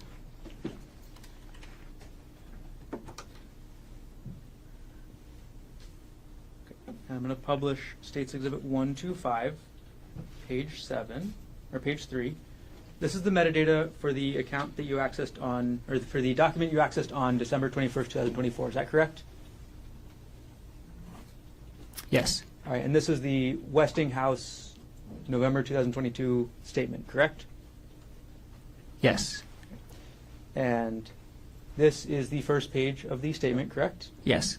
Okay. And in the top right, it says total value of the account, $191,439, correct? That's correct. Okay, take that down.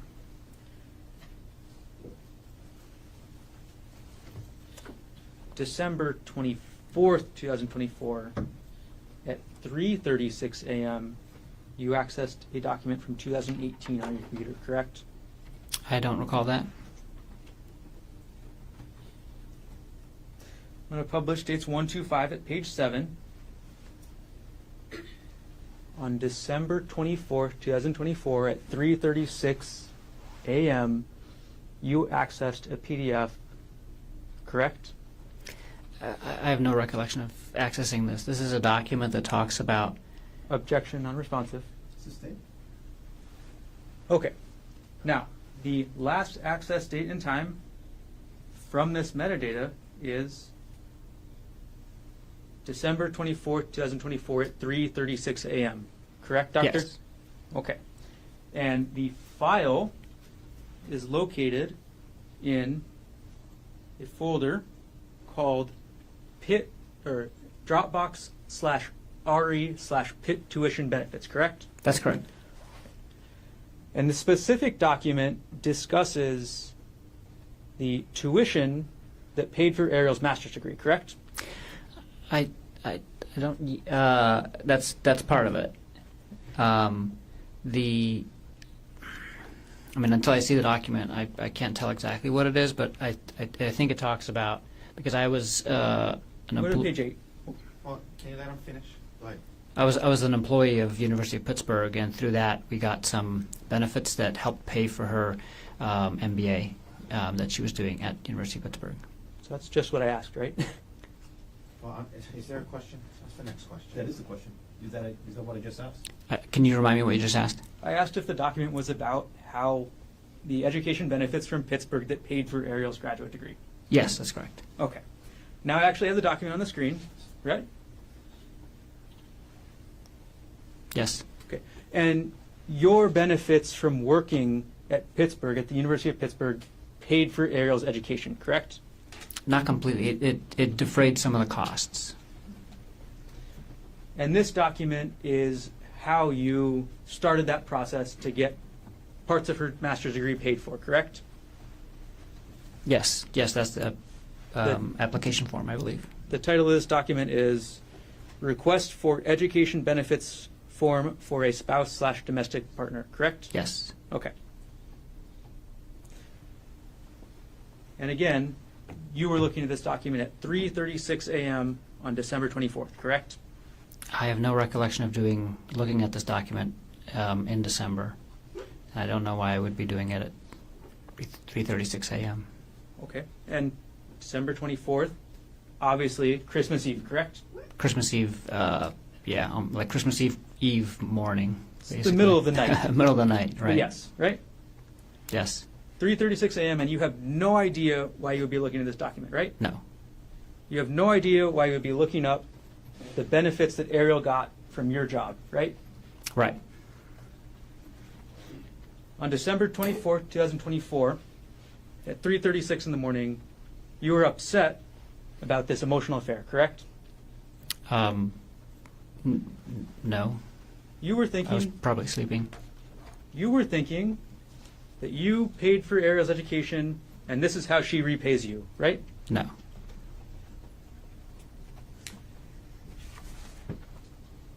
So your testimony today is that you were not thinking that, right?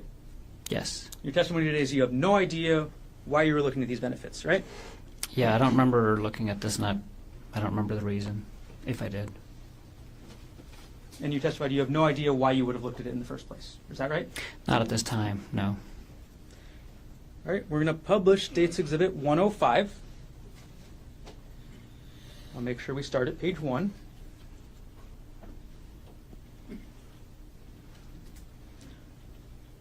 All right, publishing States 105 at page 1.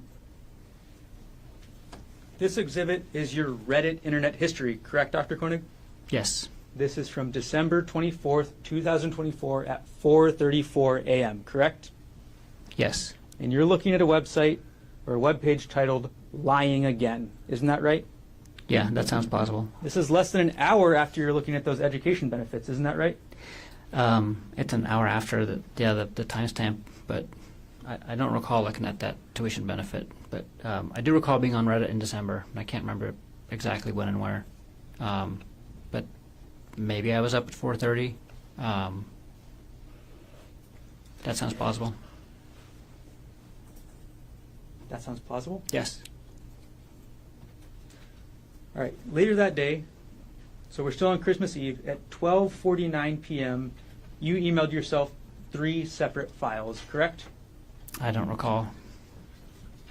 12:49 p.m., Christmas Eve, you emailed yourself 3 files, all related to Jeff Miller. Isn't that right? I don't recall. We'll publish dates 119, the first page. On December 24th, 2024 at 12:26 p.m., you sent an email from your gkonig@proinbox.com email to the same email address with an attachment called WhatsApp chat jeffmiller.zip, correct? Yes. And then we're going to publish states 120, the first page, the metadata. At 12:20 p.m. on the same day, Christmas Eve, you sent yourself WhatsApp chat jeffmiller2.zip, correct? That's correct. And states 121 with the metadata page, the first page. On the same date, December 24th, 2024 at 12:20 p.m., you sent a third email to yourself, right? That's correct. And this was with WhatsApp chat jeffmiller3.zip. Is that right? Yes. So, going through our timeline on Christmas Eve, 3:36 in the morning, document about Arielle's financial benefits from your job, correct? That's what's being opened on your computer. Yes. 4:34 a.m., you start your Reddit search about lying again, correct? I don't know if I started it but I was looking at that thread at 4:34 p.m. 12:20 p.m., you send yourself these emails, correct? Yes. It's safe to say that on December 24th, 2024, you were thinking about this affair, correct? Yes. You were upset about this affair, correct? I was hurt and confused and a lot of things, and I was probably upset too. Yes. Okay. We'll move on to Christmas, Dr. Konig. We're going to publish now States Exhibit 105 at page 6.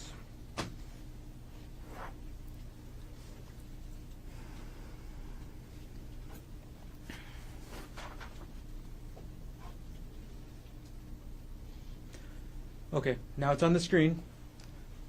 At 3:23 a.m.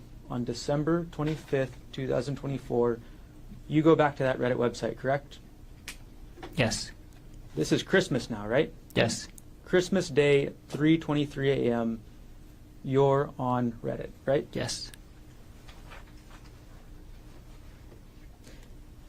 And you look at Reddit around that time, 3:30 a.m., for a couple different posts, right? I don't remember, but that sounds plausible, yeah. And then later in the day, the afternoon now at 2:16 p.m., you go back and look at another Reddit post on the same subreddit, correct? I don't recall the exact date and time, but that sounds plausible, yes. On December 25th, 2024, at 2:19 p.m., you went to a Reddit page with a post titled, "Can't have physical relationship with WP anymore." Isn't that correct? I don't recall, but it sounds plausible.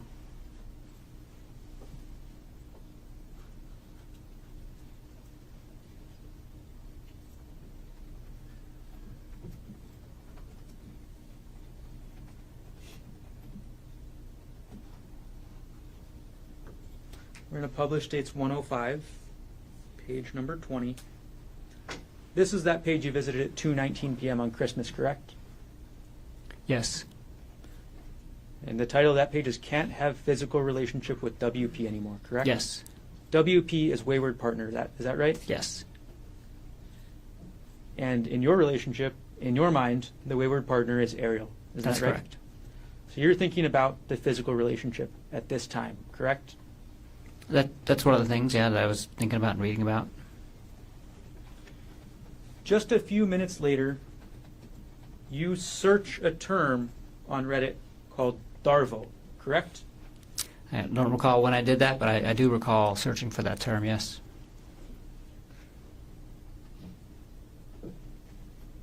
We'll publish 105 at page 24. This is that search, isn't that right, Doctor? Yes. Okay. And this is not a specific post about the word Darvo. This is actually a search for information about the word Darvo, correct? That's correct. And you know what that acronym means, right? Yes. The D stands for deny, right? Yes. The A stands for attack, correct? Yes. And the RVO are all connected together, and they mean reverse, victim, and offender. Is that right? That's right. So in order to use that strategy first, the accused will deny the accusation, correct?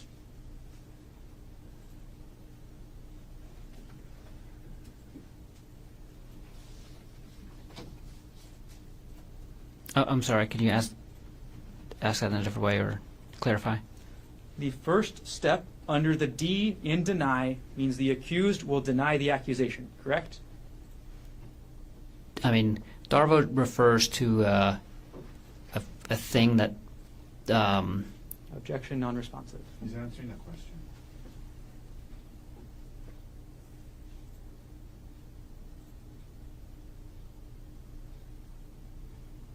Objection sustained.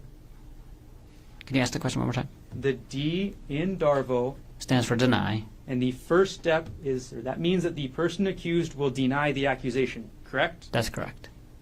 The A stands for attack, right? Right? And that step is the person accused will attack the accuser's credibility. Is that right? It stands for attacking the accuser in many different ways, not just their credibility, but that's one of the ways in which they could be attacked. Yes. So you can attack credibility, right? Yes. You can attack them in other ways, correct? That's right. You can attack them with irrelevant information, right? Lots of different things. Lots of different ways you can do the attack, right? That's correct. And the last section of Darvo, the RVO, again stands for reverse, victim, and offender, Right. Yes. And that's when the perpetrator portrays themselves as the victim, correct? That's right. Darvo is a tactic used by individuals or institutions to deflect blame and responsibility for harmful actions, correct? Yes. Okay. We're going to move on to the next day, Doctor. December 26, 2024, at 6:47 a.m., you reviewed your 2018 tax notes. Is that correct? I don't recall that specifically, but that sounds plausible. Okay. We're going to publish the metadata page, so the first page of States Exhibit 114. Okay. You can look at the screen, Doctor. Yes. On December 26, 2024, at 6:47 a.m., you accessed a document called 2018 Taxes GK Notes, Yes. correct? This document is your notes about the taxes you paid in 2018, correct? It's the document that I create that has all the information that I give to our accountant so that to help them do our taxes. So I make a document every year, and for the next year I copy and paste the previous year's document, and then I just change the information and send it to them. Yes. So it does have how much we paid in taxes, but it also has a bunch of other stuff in there. And you said then for the next year, each year you'll copy and paste the last year because obviously you just want to use the most recent year, correct? That's right. But the day after Christmas, you're looking at your notes from 2018, correct? Seems so. Yes. And in those notes, you discuss, or you have the information, how much child support you paid in 2018, correct? That's correct. You have how much alimony you paid in 2018, correct? That's correct. You paid about $29,000 a year in child support in 2018, correct? That's right. You paid about $6,000 in alimony in 2018, correct? That's correct. And this was to your ex-wife, Jessica Patella-Ray. Is that right? That's right. Dr. Konig, this is 2018 money we're talking about, right? Yes. Inflation has clearly gone crazy since 2018, right? That's right. So in 2024 dollars, that'd be quite a lot more, right? It would be more. I'm not sure how much more. And actually, I don't know. Child support is a calculation, so I'm not sure if. But yeah, I'm sure they make adjustments for inflation. Yeah. How much money were you making in 2018 again? Probably 350,000. So you were making less money than you made in 2024, correct? About the same, actually. I took a significant pay cut when I moved to Maui. Dr. Konig, isn't it true that these tax notes that you have say you actually made $446,000 in 2018?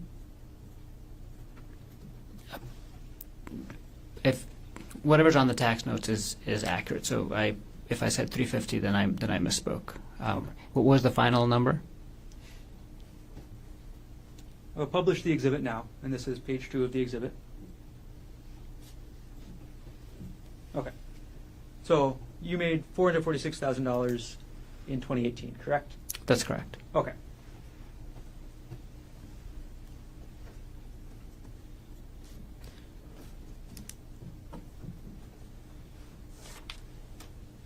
While we're talking about December 26th, we do need to follow up, Dr. Konig, because you mentioned that you had a big fight with Arielle on that day, correct? That's correct. The same day you're looking up your tax documents with your alimony and child support, you get into a fight with Arielle, is that right? The same day that I look at the tax documents that has a lot of information on it, including the alimony and child support, I get into a fight with Arielle. That's correct. And given the fact that you looked at these tax documents at 6:47 a.m., the fight was after that, correct? Yes. The fight was during the daytime, correct?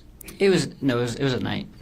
So the night of December 26th, you get into this fight with Arielle, correct? That's correct. And this is the second time in this fight that you tell Arielle to move out, right?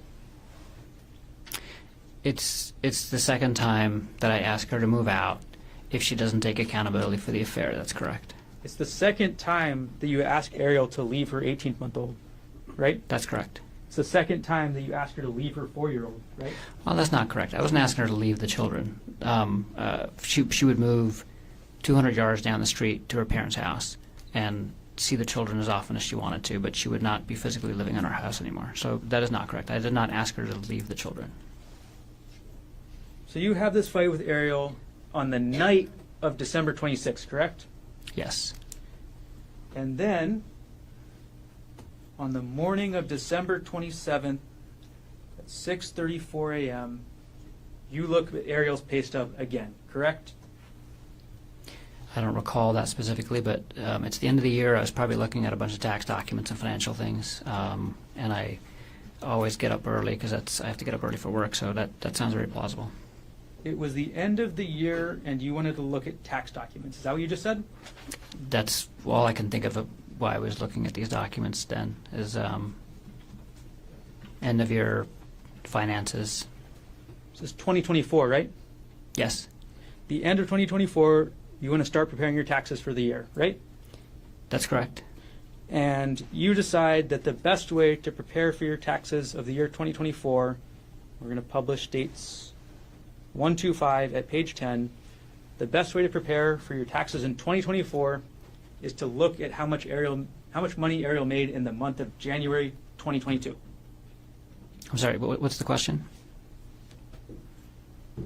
This document has nothing to do with how much money you'd pay in taxes in 2024, correct? That's correct.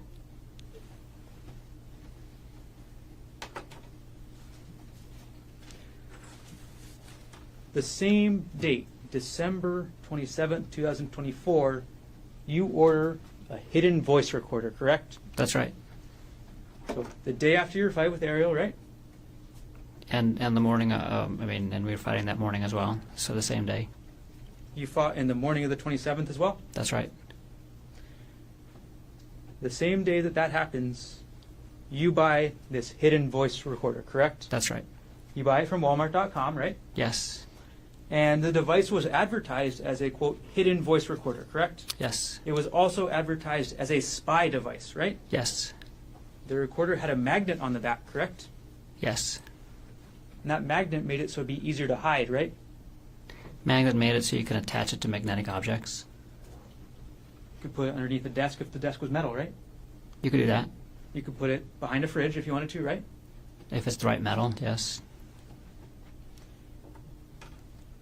And you testified yesterday that your purpose with this device was to secretly record Arielle, correct? That's correct. This device would also work just as well to leave in her home office. Isn't that correct? You could leave it, you could leave it wherever you want to leave it. You could leave it in her home office to test out whether she was still talking to Jeff Miller, correct? You could. And on the same day, December 27th at 9:15 a.m., you looked into the WhatsApp login portal on your laptop. Is that right? I'm sorry, What time did you say? 9:15 a.m. You logged into the WhatsApp login portal from your laptop, correct? That sounds plausible, yes.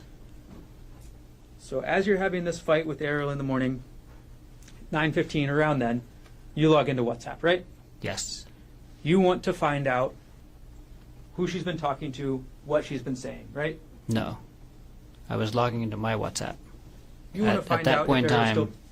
Sorry. Let them finish. At that point in time, I was not logged into her WhatsApp on my computer any longer, and I was using WhatsApp for my work, and I was logging into my WhatsApp. So your testimony is that immediately after having this fight, after same day you're ordering this recorder to spy on Arielle, that you're logging into WhatsApp for other purposes. Yes. And on December 27, 2024, you order another audiobook. Is that correct? I don't recall. You order an audiobook called Getting the Love You Want, right? Oh yes, I do. Yes. Okay. Let's walk us through December 27th again, Doctor. In the morning, 6:47 a.m. Sorry, let me get the time correct. In the morning at 6:34 a.m., you look at Arielle's January 2022 pay stub, correct? Asked and answered. Going through it again here. Just went through it. Yes. Yes. Is that the answer to my question? I'm sorry. Can you ask the question again? Okay, we're going to review December 27th, 2024, okay? So, 6:34 a.m., you look at Arielle's old tax document. Or her Asked and old- answered, Your Honor. Just went through this. He didn't answer it. I mean, what, 8 minutes ago, we went through this. He's answered no. Yes. Okay. You looked at her, or you also got into a fight with her that morning. We continued an argument from the previous night. Same day you order the hidden voice recorder. Yes. Same day you log into WhatsApp. Asked Yes. and answered. And same day you order this next audiobook, correct? Yes.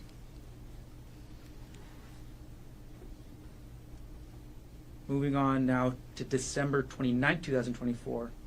You looked up your wife's Facebook profile, correct? Excuse me. I don't recall that specifically, but I probably did. And you specifically went to her friends list, isn't that right? Again, I don't recall that specifically, but I probably did.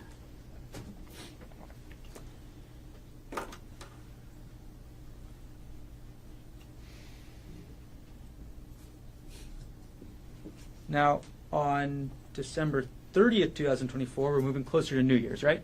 Yes. And on December 30th, 2024, you searched LinkedIn again for Andrea Miller, correct? I don't recall doing that. You don't Not recall? a specific day, but I do recall looking her up again later in December. We'll publish States Exhibit 109 at page 4. You looked up Andrea Miller on LinkedIn on December 30th, 2024 at 6:49 a.m., correct? Yes. I looked at her contact info. She still hadn't replied to your email, right? That's right. She never called Ari to yell at her, right? She never called Ari to do anything, as far as I know, actually. She might have, she didn't tell me, but as far as I know, Andrea never called Ari. And then after searching for Andrea on LinkedIn this morning, you canceled your LinkedIn Sales Navigator Core account, correct? That sounds right. I had to cancel it within 30 days, and so I probably went in LinkedIn to cancel the account and then also clicked on Andrea's profile. This is page 5. This is the email confirming your cancellation, correct? Yes. Okay. So, and this is at 6:56 a.m., is that right? That's right. Okay, so you look up her email and then you cancel. You look up her account and then you cancel, correct? Yes. And you say you cancel because you didn't want to pay the fee, is that right? That's right. The only reason I signed up for that feature of the LinkedIn account was to be able to get Andrea Miller's contact info. If you hadn't canceled it, it's in the realm of somewhere about $100 a month, is that right? It's expensive. So you got what you wanted, so you were done. That's right.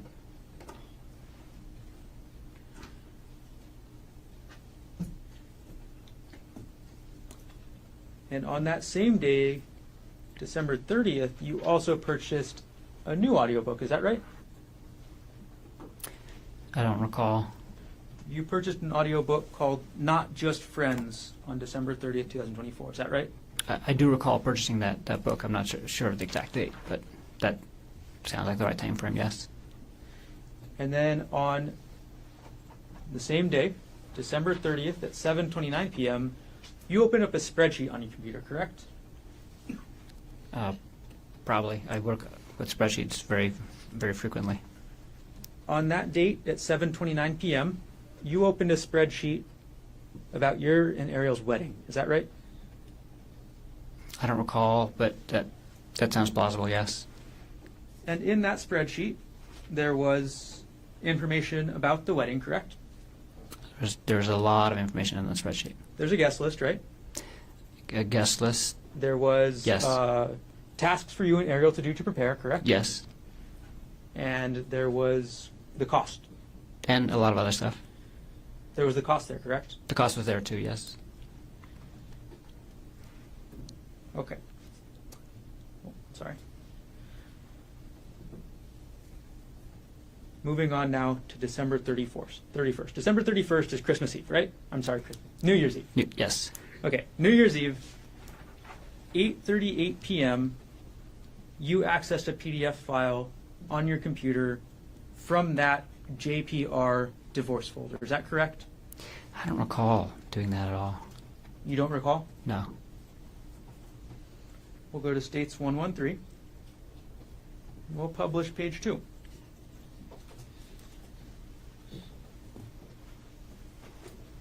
So, on December 31st, 2024, you can see the exhibit, right, Doctor?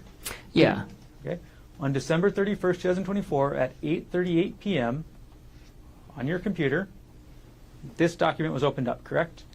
Again, I don't recall opening up this document. I can't think of a reason why I would have opened up this document. Again, it's a credit card statement from 2016 that was part of the hearing on the divorce, but it's not even actually it's not even the document for the divorce hearing. It's just one of the credit card statements, and I have no recollection of opening this document at that time, and don't know why I did that, or if I did it. And that's what I'm saying, because it says file system last access. Like, so does that get triggered when something other than just opening the document happens? Because I don't recall opening up this document at all. You said a lot At of that words there, time. but at the end of the day, you don't recall, correct? That's correct. That's Okay. correct. This document is in that same folder we talked about earlier, correct? Yes, This is supportive documents for your 2016 divorce hearing, correct? that's correct. And these are the kind of documents that you want to have to present in the hearing, correct? That's correct. They're financial documents that are relevant to a divorce, right? That's right. And this one's actually a bank statement about not yourself, correct? It's a bank statement that was a credit card that was actually in my father's name during that time period. But we were. I'm trying to recall exactly. I think we had used it to transfer like a credit card balance that we had onto his credit card, because they were offering like a no interest, no payments for whatever, and we were using that to pay off this credit card. I was using it to pay off my credit card debt at a more favorable or zero interest rate. But yeah, that was a credit card in my dad's name. So you included this document in your divorce hearing folder because it was relevant to your divorce, right? That's correct. Okay. Now, at 8:38 p.m. on New Year's Eve, you also looked up a March 2022 pay stub for Arielle Konig, correct? I'm sorry. Can you say that again? At 8:38 p.m., the same time, on December 31st, 2024, the same date, you also looked up a March 2022 pay stub for Arielle Konig. Is that right? I don't recall doing that specifically, but that sounds plausible. Yes. We're going to publish dates 1, 2, 5, page 11. All right. Dr. Konig, this is the metadata for that document, correct?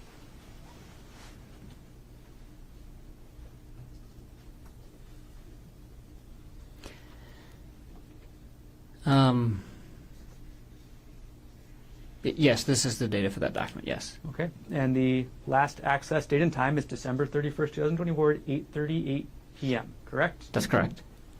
And this document is not in the taxes folder, is that right? Right, which is, it just makes no sense that I access this document out of that folder. Dr. Konig, that's not the question. Yes. What was the question? This document is not in the taxes folder, That's correct? correct. Okay. And again, there's no real reason to be accessing this document, correct? There's no reason that I can think of accessing this document out of that folder. I can think of a reason why I was looking at her taxes potentially at the end of the year, but I don't know why I would have never gone to that folder to look for her tax documents, because I have a tax document folder that has all of her tax stuff in it. And again, the document we're talking about is literally just a pay stub for 1 month, right? That's right. It's the only information in that document is how much Arielle got paid in March 2022, right? Right. No relevance to taxes in the year 2024, correct? That's right. She's not even at the same job at this point, right? That's right. So at the same time, the data from your computer shows opening up divorce-related documents as well as an old pay stub for Arielle, correct? That's correct. How much each person gets paid is very relevant in divorce, right, Dr. Konig? That's correct. And again, this is all 8:38 p.m. on New Year's Eve, right? That's correct.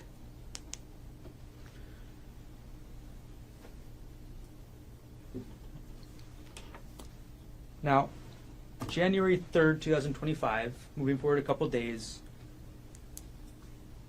you save a file on your computer with an Excel spreadsheet that has the chats between Arielle Konig and Jeff Miller. Is that right? I don't remember the exact date and time, but I did have a spreadsheet like that, yes. You had a spreadsheet that was essentially the entire chats that they had, correct? Yes. And you saved that in January 2025, correct? I don't remember the exact date. I thought I did that in December. I know I created the file in December. Okay, we'll publish dates 139, and you created the file on December 24th, 2024, correct? That sounds more reasonable. Okay. You accessed the file on January 3rd, 2025, correct? It looks like it, yes. So it's safe to say that on January 3rd, you're still thinking about these messages, right? Oh, absolutely. They're still in your mind a lot, right? Definitely. You're still upset? I'm still thinking about the affair. It's hard to get off your mind, right? I'm still thinking about the affair. You're thinking about it a lot, right? I'm thinking about it often, yes.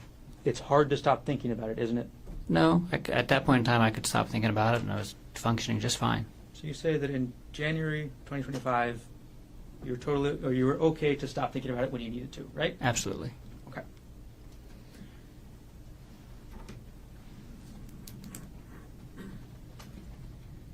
On January 7th, 2025, you purchased another audiobook, correct? I don't recall. We'll put States Exhibit 106 up on the screen. And this is going to be page 6 of 7. On January 7th, 2025, you purchased an audiobook called Not Just Friends, correct? I thought we said that I purchased that on the 30th. January 7th, 2025. You purchased this audiobook, correct? Yes. And on January 7th, 2025, again, the title was Not, and it's in little half quotes, Just Friends, right? Isn't that the same book that we said I purchased on the 30th?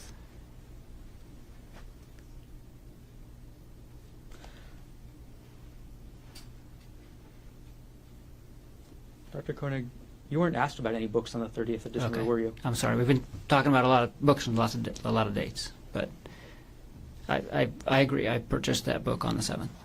Okay. So you agree you purchased this book on January 7th, 2025, correct? Yes.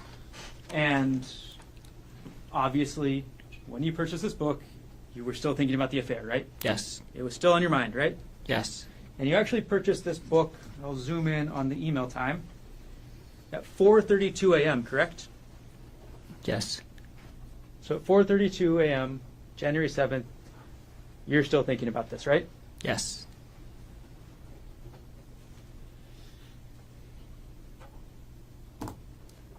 The same day, January 7th, 2025, at 6:59 a.m., you go back into your JPR, Jesse Patella Ray, divorce folder, correct?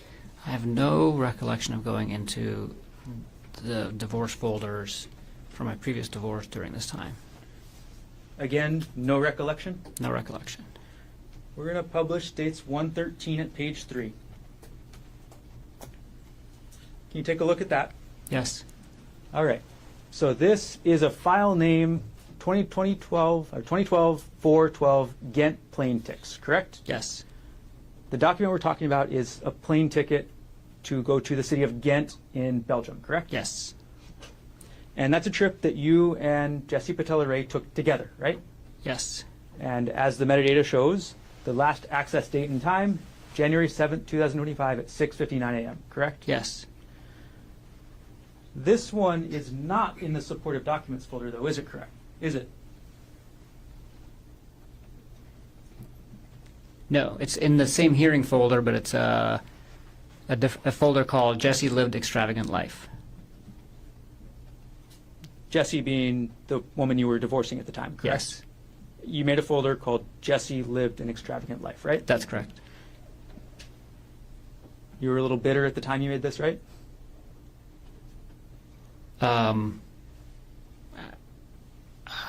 I was feeling a lot of emotions, I guess. I was mostly happy that I was getting divorced. At that time, we had, separated, and we were both, at that time, she was ready to get remarried, actually. And I was moving on, and I wasn't really feeling bitter, but the folder name is descriptive of what's in it, not of my feelings at the time, I guess I would say. Okay. You made the name on the folder, right? Yes, And you say it's descriptive of the documents inside, correct? that's correct. So that means the documents inside are your evidence of how extravagant your ex-wife's life was, correct? That's correct. Dr. Konig, isn't it true that this trip in 2012 to Ghent, you went with Ms. Patella Ray? Yes, You guys went on that trip together, right? yes, And it's in the Jesse Lived Extravagant Life folder, correct? yes. Before I move on to the next date, do you want to take the break or no? We can go up until 12:30 if you just want to like to take the break, unless we should take it now. The next group has quite a lot. Okay. We'll take our break now, Mr. Barner. Ladies and gentlemen, we'll come back at 1:30. We'll continue on. Leave your notebooks on the chair. Don't talk to anybody about this case. Keep an open mind. You know how to try to learn about this case outside. Have a good night. All rise.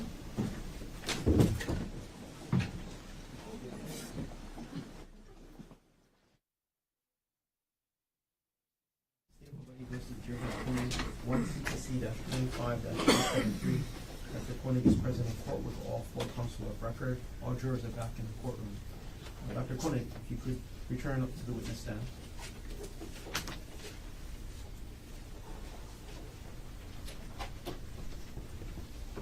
You're still under oath.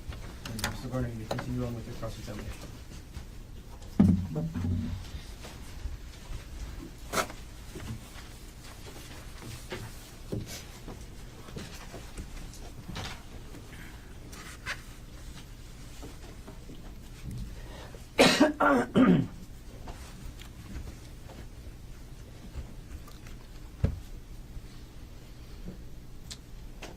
Good afternoon. Good afternoon. I'm going to publish State's Exhibit 115, page 1. All right, Dr. Konig, isn't it true that on January 9, 2025, at 9:10 p.m., you used the Microsoft Edge browser to log into Arielle's computer backup?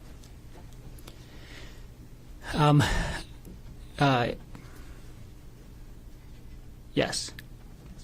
So what you're logging into that this exhibit shows is a backup of Arielle's hard drive created in 2011, correct? No. It's a portable hard drive that she had that had old documents on it. Okay. And you wanted to go into Arielle's old hard drive to look at the documents, right? That's right. And again, January 9, 2025, 9 p.m., correct? Yes. Or 9:10 p.m., correct? Yes. Okay. So, and this is through a program called Memio, right? I don't know what Memio is. All right. Well, regardless, you go in No. and you look at your documents, correct? Yeah, I just go in and look at the documents. I don't know what Memio is. All right. So you go into the folder for Ari, correct? Yes. And you go into the documents folder, right? Yes. And you go into the divorce folder, correct? Yes. And in that folder, you open a document called Notes. Is that right? Yes. Okay. Moving on to page 2 of the exhibit. This is the same folder, correct? Yes. Okay, the Ari folder. I'm sorry, this is a different folder. This is the Ari folder and then the downloads folder, correct? Yes. And the document you're looking at 9:14 p.m. on January 9, 2025 is called Complaint for Absolute Divorce. Is that Yes. right? And page 3 of the exhibit, this is also in the downloads folder, correct? That's correct. And the document you're viewing at 9:15 p.m. is called Rosen-Divorce, correct? Yes.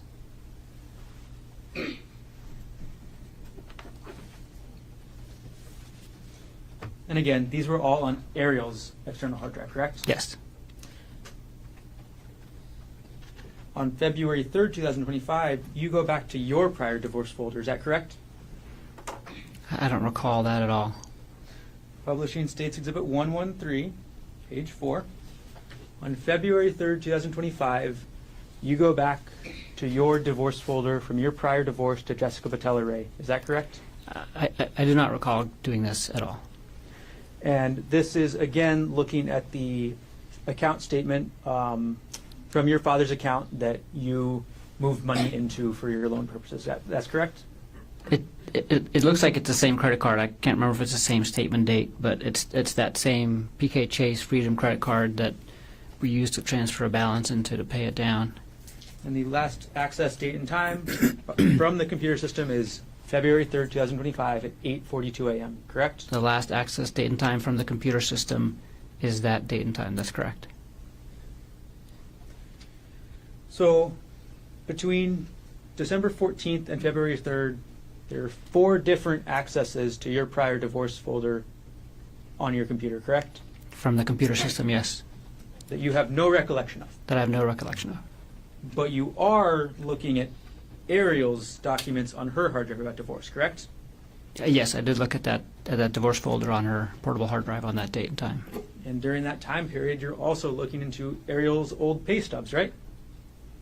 Yes. You're also looking into your tax notes that include information about how much alimony and child support you paid, right? Again, I don't recall looking at a 2018 tax notes during that time, but that tax document was accessed by the system at that time, and that tax document does include alimony and child support. And you're researching these financial documents and these divorce documents because you want to see how much damage you're going to suffer in a divorce. Isn't that right? That's not right. In January, you also review your wedding documents again. Is that correct? I don't recall. Maybe show me what you're discussing.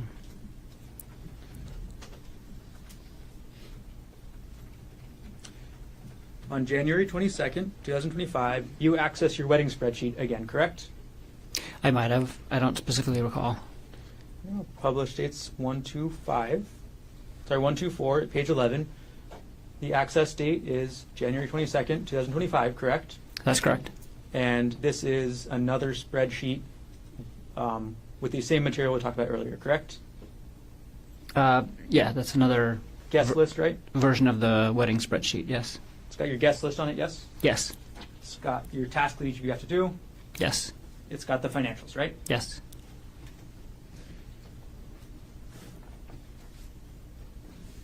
And on the same date, January 22nd, 2025, at 3:04 p.m., you view a document called Worthington Konig Wedding Room Block, 9.14.18, correct? I don't remember doing that at all. You have no recollection of I this. have no recollection of doing that. It's the same date as the Excel spreadsheet, right? Yes. We're going to publish dates 1, 2, 4 at page 12. And again, if you can look, the file system last access date, January 22nd, 2025 at 3:04 p.m., correct? Yes, I see that. Okay. And in this document, this is the reservation for the venue of your wedding, correct? That's right. And it specifically shows how much that cost. Isn't that right? I have no recollection of what's on that document. No recollection. Okay, we'll publish to the next page.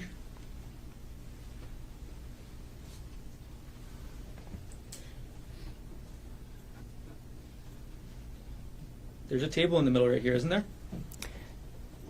Yeah, and that's the guest room block, so that shows if our guests decide to stay at that hotel, what they would pay under the wedding rate for those 3 different rooms.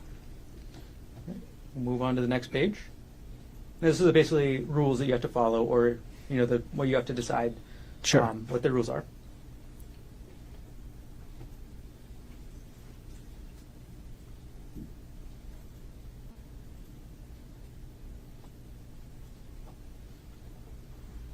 And this has an anticipated revenue section, correct? Yeah, so they had a minimum. So we were holding our wedding at this venue, and they had a minimum revenue that they needed to generate from room reservations from our guests, and that was the minimum. And the overall cost for your wedding was $55,000 approximately, correct? That sounds about right. I don't recall the exact number. But And you were is looking at- that in that document? I asked you in general. No. Oh, I'm just wondering where you got your number from. The overall cost from your wedding is from your spreadsheets, correct? Yes. So you're looking up multiple different spreadsheets with the cost, right? I have no recollection of looking at the wedding room block document. I don't have a recollection of looking at the wedding spreadsheet either, but I could potentially think of a reason why I would have done that. But I've no recollection of opening that wedding room block and have no idea why I would have done that. The next date that you open the wedding spreadsheet is February 24th, 2025. Isn't that correct? I don't remember opening the wedding spreadsheet, but You don't recall? Okay. You also open a document called Final Floral Proposal on March 14th, 2025. Isn't that correct? no, I don't think I did. I don't remember doing that. And if that's related to the wedding, I certainly did not look at the floral contract or whatever. What is it called? You're saying you did not look at the floral contract No. or the Final Floral Proposal. Is that right? I 100% did not look at the final floral proposal for our wedding in March. The published dates 1, 2, 4 at page 21. The document that we're looking at has a file name of Final Floral Proposal, correct? That's correct. File system, last access date and time, March 14, 2025. Yeah, the computer system accessed it on that date and time. I have no recollection of opening this document and looking at that date and time. The computer system did all this. Yes. The computer system opened this document, is what you're saying today. I'm not sure what Where the does computer access system go? did. It says Okay. accessed. That is what the computer It system. says access. Just that? The computer system accessed this document, right? That's correct. Okay.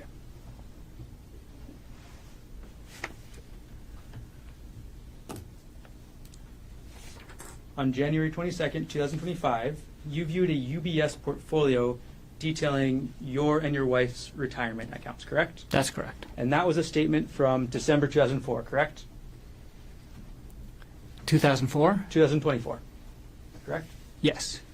So in December 2024, you get the UBS statement detailing how much you and your wife have in your retirement accounts. Is That's that right? correct. Yes. And you review that on January 22nd, 2025. Yes, I do remember that. And this is actually within a month of getting the statement, right? That's right. makes sense to review the statement, within a month of getting it, right? Yes. Do you remember the figures in the statement? I do not. Would it help if we go through them together? Yes. Okay. States 126. We'll publish starting with the first page. This is just the metadata again that shows you you accessed this on January 22nd, 2025, correct? Yes. And again, statements from December 2024, right? Yes. Okay. We're going to look at a page detailing your Roth IRA, your Roth IRA next, okay? Okay, here's a summary page, correct? Yes. All right, and Gerhardt Konig, you have in this UBS account an Roth IRA value of $8,066.95, correct? That's correct.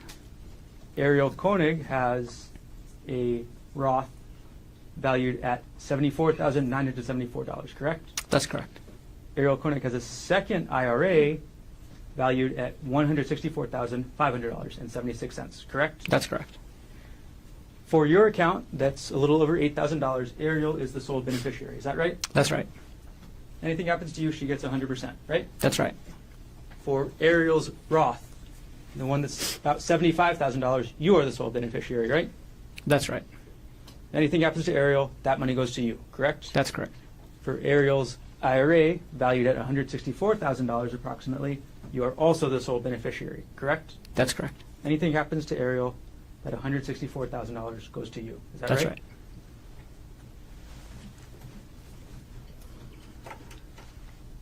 In January 22nd, 2025, that's about the same time that you're doing all your life insurance work, right? That's right.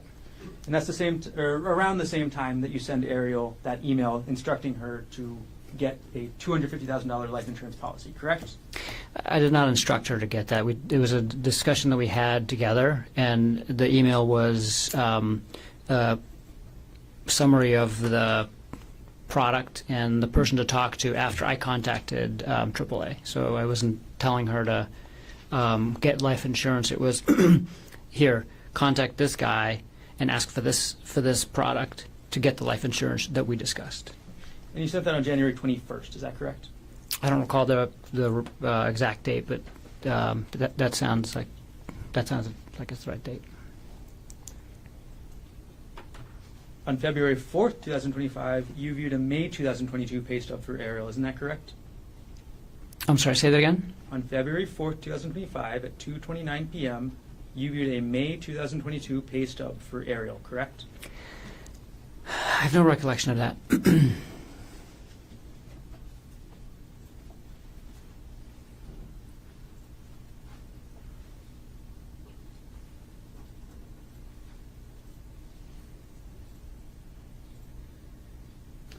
We'll publish States Exhibit 125 at page 22. This is the metadata, correct, Dr. Konig? Yes, And again, the document we're looking at is a pay stub, correct? that's right. There's one pay stub from 2022 at the end of May. And this is in your taxes folder on your computer, right? Yes, that's in the shared drive in the taxes folder. That's correct. Your testimony today is you have no recollection of looking at this. I have no recollection of looking at this. And the information contained in this pay stub is only the amount Arielle got paid that 1 month, For right? that 1 month, correct. Yeah, it doesn't make any sense that I would have looked at 1 month of pay stub data from 2 years ago at Wouldn't that make time. any sense, right? It would not.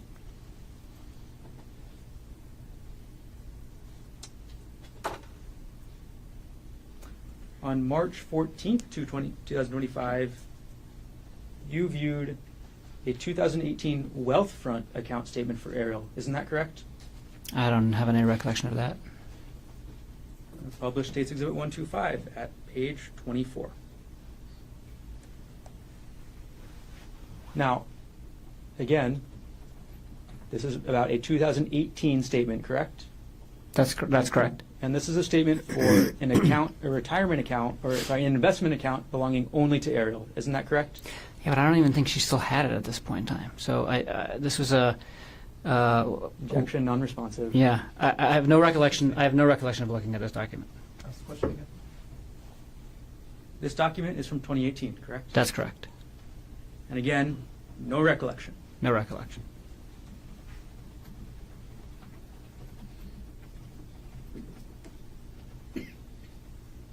On March 16th, 2025, you viewed a document, again, about Arielle's retirement accounts, correct? I don't have a. I might have.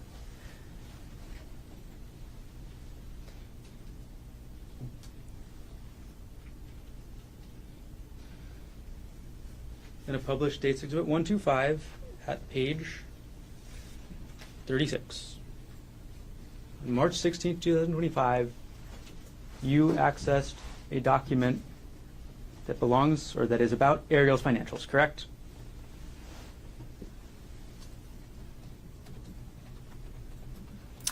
This is on my desktop. I don't know what's in that document.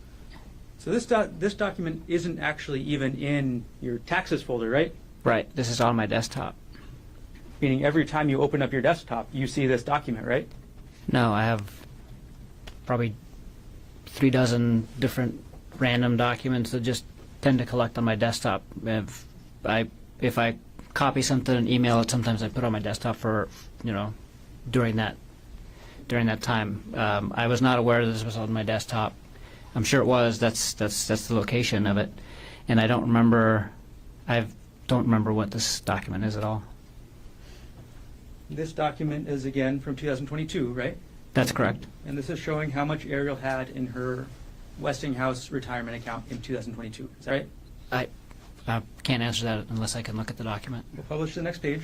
This is a similar document to one that we viewed this morning, right? Yes. Okay, and it tells you in the top right, which I'll zoom in on, how much Arielle had in her retirement account as of a certain date, correct?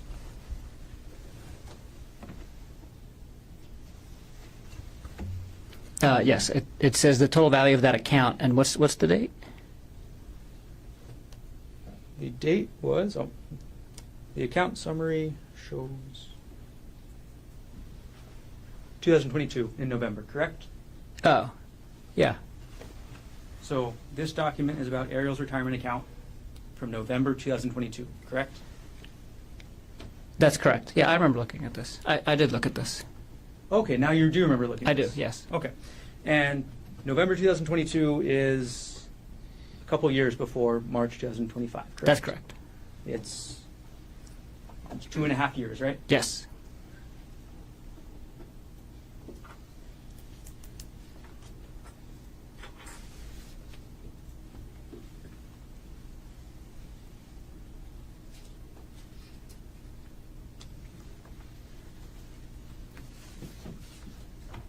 Now, you've been asked about your research into hiking, is that right? That's right. And you testified yesterday that you do a lot of hiking, right? I do. Isn't it true that there are only searches and computer data related to hiking between the dates of February 28, 2025 to March 4, 2025 on that computer? That's correct. Well, objection. There was a search range in the search warrant. Do we speak in objections? There was a search range in the search warrant. This question was about the entire computer. Approach.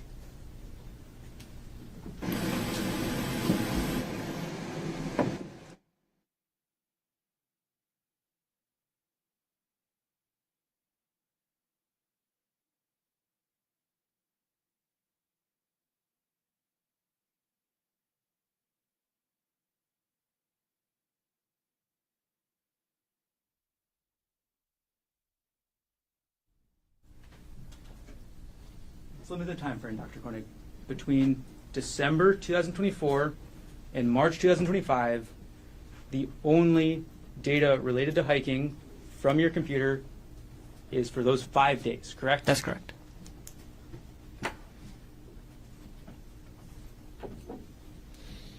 And in January 2025, you actually treated a woman in the course of your work for having a rock fall on her at a waterfall. Is that right? That's right. You saw the injuries that she got from that rock, correct? I did. You saw what kind of treatment she needed, right? Yes. And in February, at the end of February, that's when you started researching hikes, correct? That's correct. Published dates states 111. Publishing states 111 at page 1.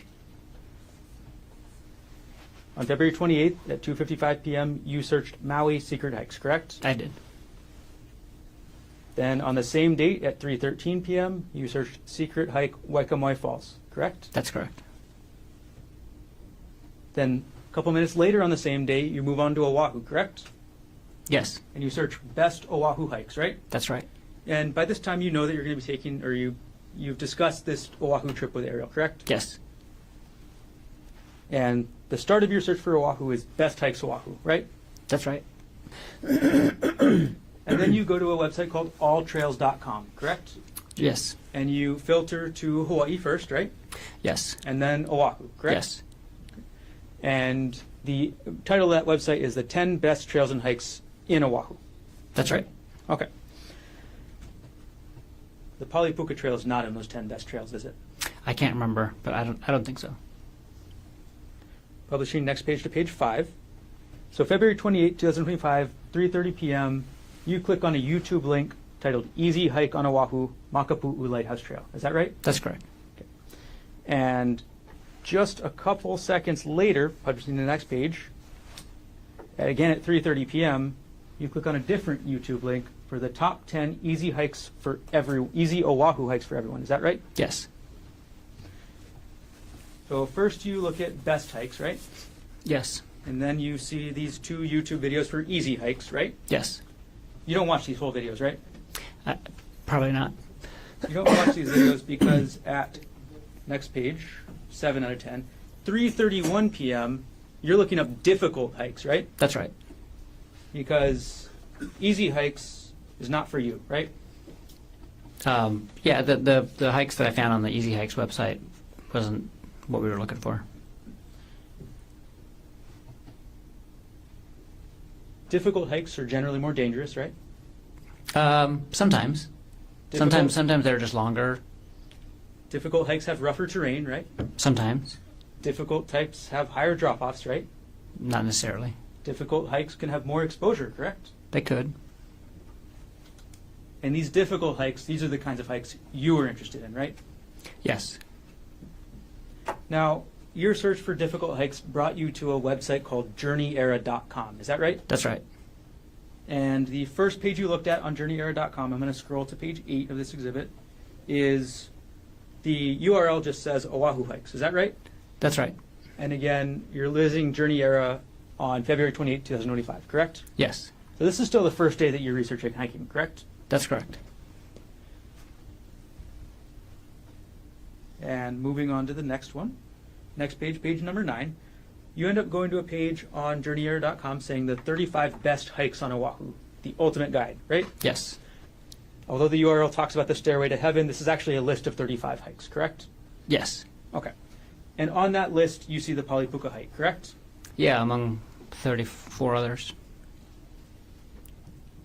And then, on March 3rd, 2025, you go back to the journeyera.com website. Is that right? That's right. And this time, you're going to look at the Palipuka hike page specifically, correct? That's correct. Okay. March 3rd, 2025, 7:19 a.m., correct? That's correct. Okay. And you've seen the website you looked at up on the screen, yeah? Yes. Okay, we're going to put it up and go through it together.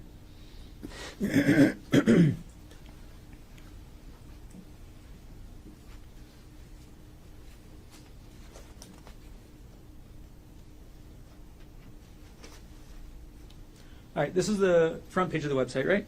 Yes. All right, we're going to go to page 2. When you read this, you saw that sentence that says, the Pali Lookout itself is a popular tourist spot, but 99% of visitors to the lookout don't hike. They just look over the valley. You saw that sentence, right? I'm sure I did. Yeah. And then you saw the page that describes the hike, isn't that right? That's right. You read the description? Yes. So you read the description that says,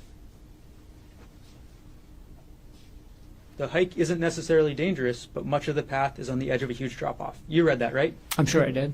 And you read the sentence that says, does that make it dangerous? You decide. I'm sure I did. I remember reading this whole article. So you remember reading the whole article. Yes. You remember reading the part that says that the hike spits you out on the edge of a cliff with a huge drop-off. If it says that, then I read that. You remember looking at this picture of the hike, right? Yes. And you see this picture, and this is what you want to do. Yes. This is the hike you want to take Arielle on, right? Yes. Next page.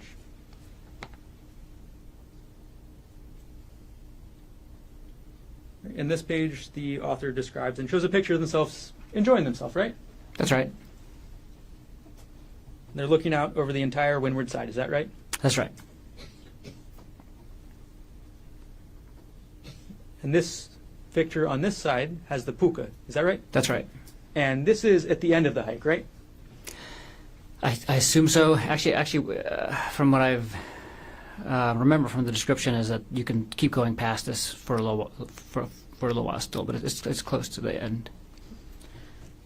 And this is I've never ultimately been where there. you want to take Arielle, right? Yes. This was the plan, to take her to this section, correct? Yes.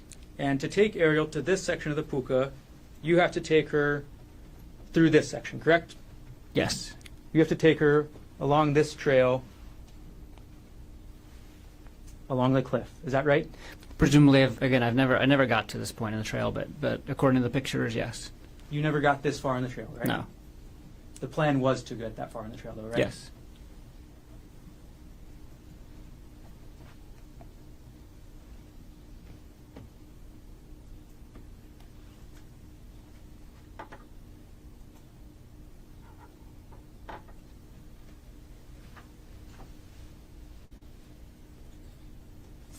And then you saw the end of the article. Sorry, I'll put it back up. You saw the end of the article where it gives you advice, right? Where it says, be safe going down and take it slow, as it can be slippery and the drop looks very unforgiving. Yes. You read that, right? Yes.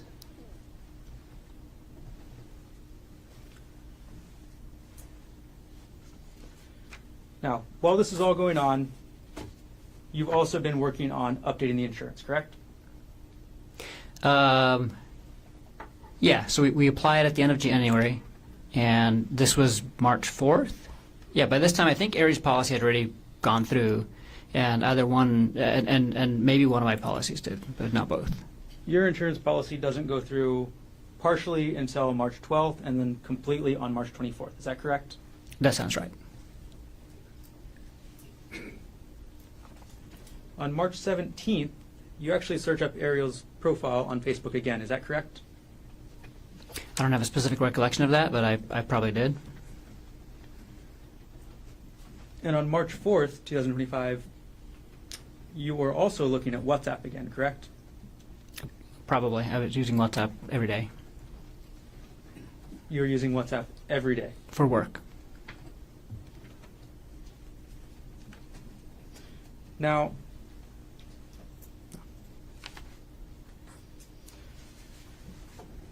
okay.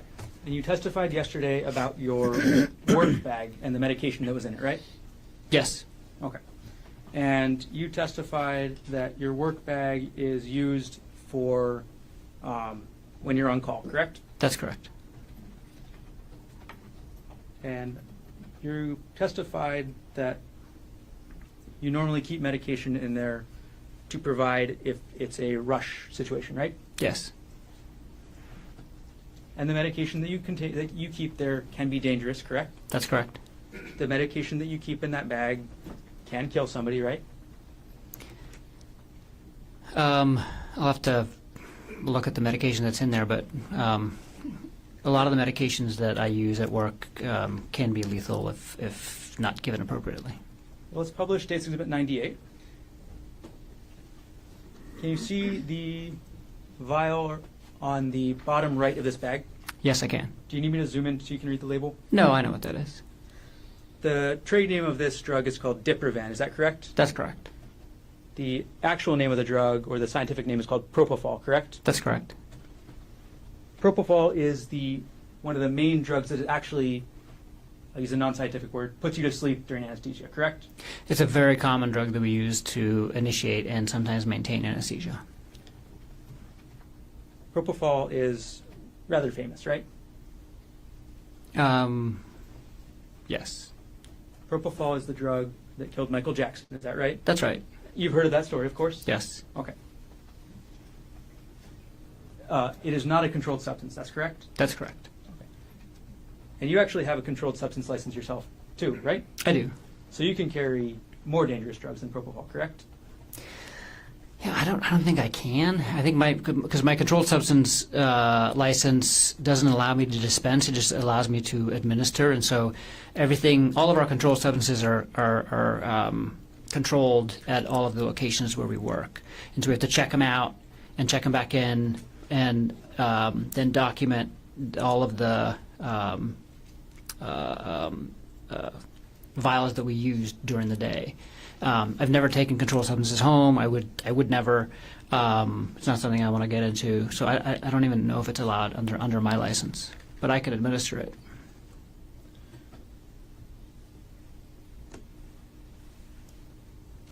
All right.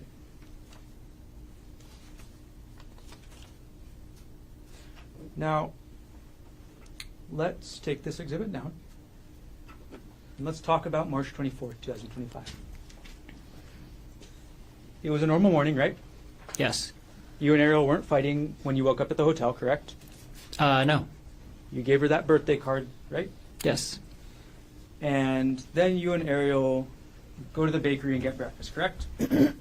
No, we went and got breakfast in the hotel. Got it. And then you go to the bakery to get coffee, right? Coffee and pastries, yeah.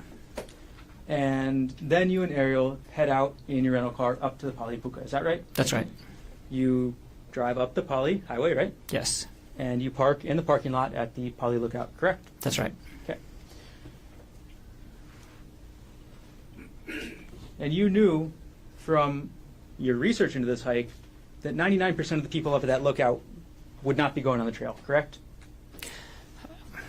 Yeah, I didn't know the actual amount, but I knew the lookout was popular and the hike was less popular. And that actually said 99% versus 1%, right? Where did what say? The Oh, website you researched. the Journey Ear article. Oh yeah, that did say that.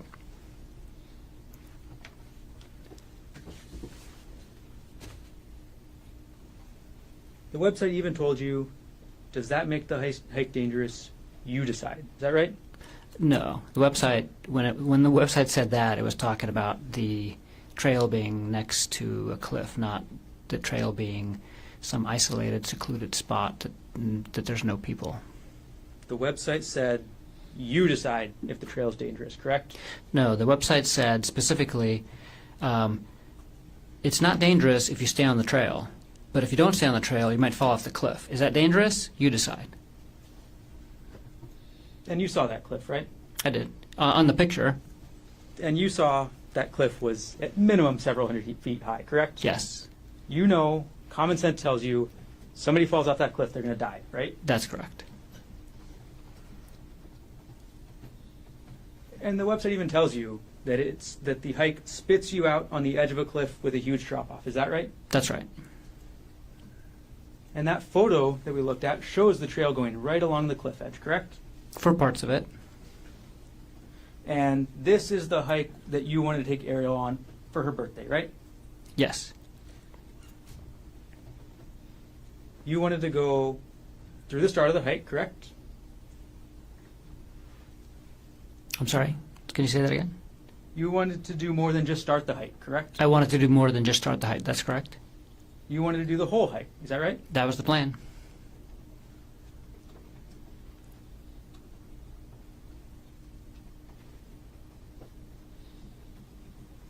You wanted to take Arielle through that cliffside path that we saw in that photo, correct? Yeah, I wanted to take her on the hike and go with her on the hike and make it all the way to the puka. That was the plan. In Publishing States Exhibit 122, you wanted to take Arielle along this path, right? That's right. Wouldn't you agree that that path is right on the edge of the cliff? Yeah, it's very, very close to the edge of the cliff. It's a narrow path, right? It's a narrow path, and then there's a little narrow strip of grass and rocks, and then there's the cliff. An empty void, right? Yes. Nothing to hold on to, right? For this part of the trail, not much. I mean, there's some brush on the other side, but you have to really watch your step. But Arielle didn't go that far on the trail that day, did she? No. 'Cause Arielle didn't want to hike anymore, right? Yeah, there came a point in time where Arielle did not want to hike anymore. Arielle deviated from your plan to go up this part of the trail, right? I wouldn't characterize it like that. Well, you planned to go up this part of the trail, correct? That's correct. And Arielle didn't follow through with that part of the plan, right? Yeah.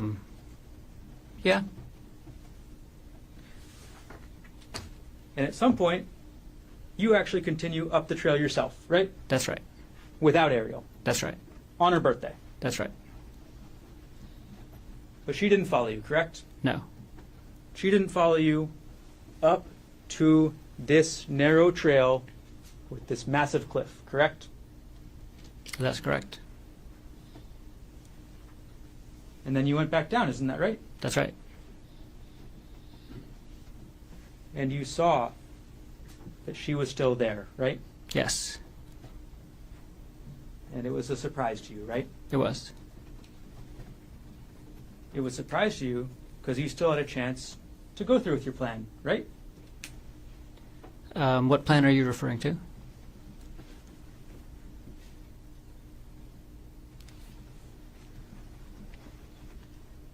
It was a surprise because you still had a chance to go through with your plan to push Arielle off the cliff. Isn't that right? That is not right at all. The area where you and Arielle ended up still had a massive cliff next to it, correct? Yes, The area where you took the selfie had a massive cliff behind it, correct? that's correct. It would work just as well as the area in this photo to push somebody off, correct? It would work just as well to push somebody off. What do you, like, I don't understand the question. Well, somebody would be just as dead if they fell off this part or if they fell off the part where you guys ended up. Absolutely. Yes? They would be as dead falling anywhere along this trail because the cliff is extremely high. I'm going to take these a bit down.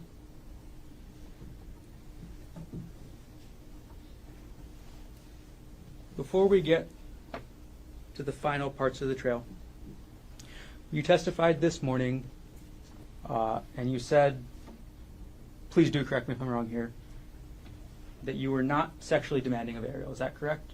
That's correct. That is your testimony. Yes, You and Arielle went to couples counseling, isn't that correct? that's correct.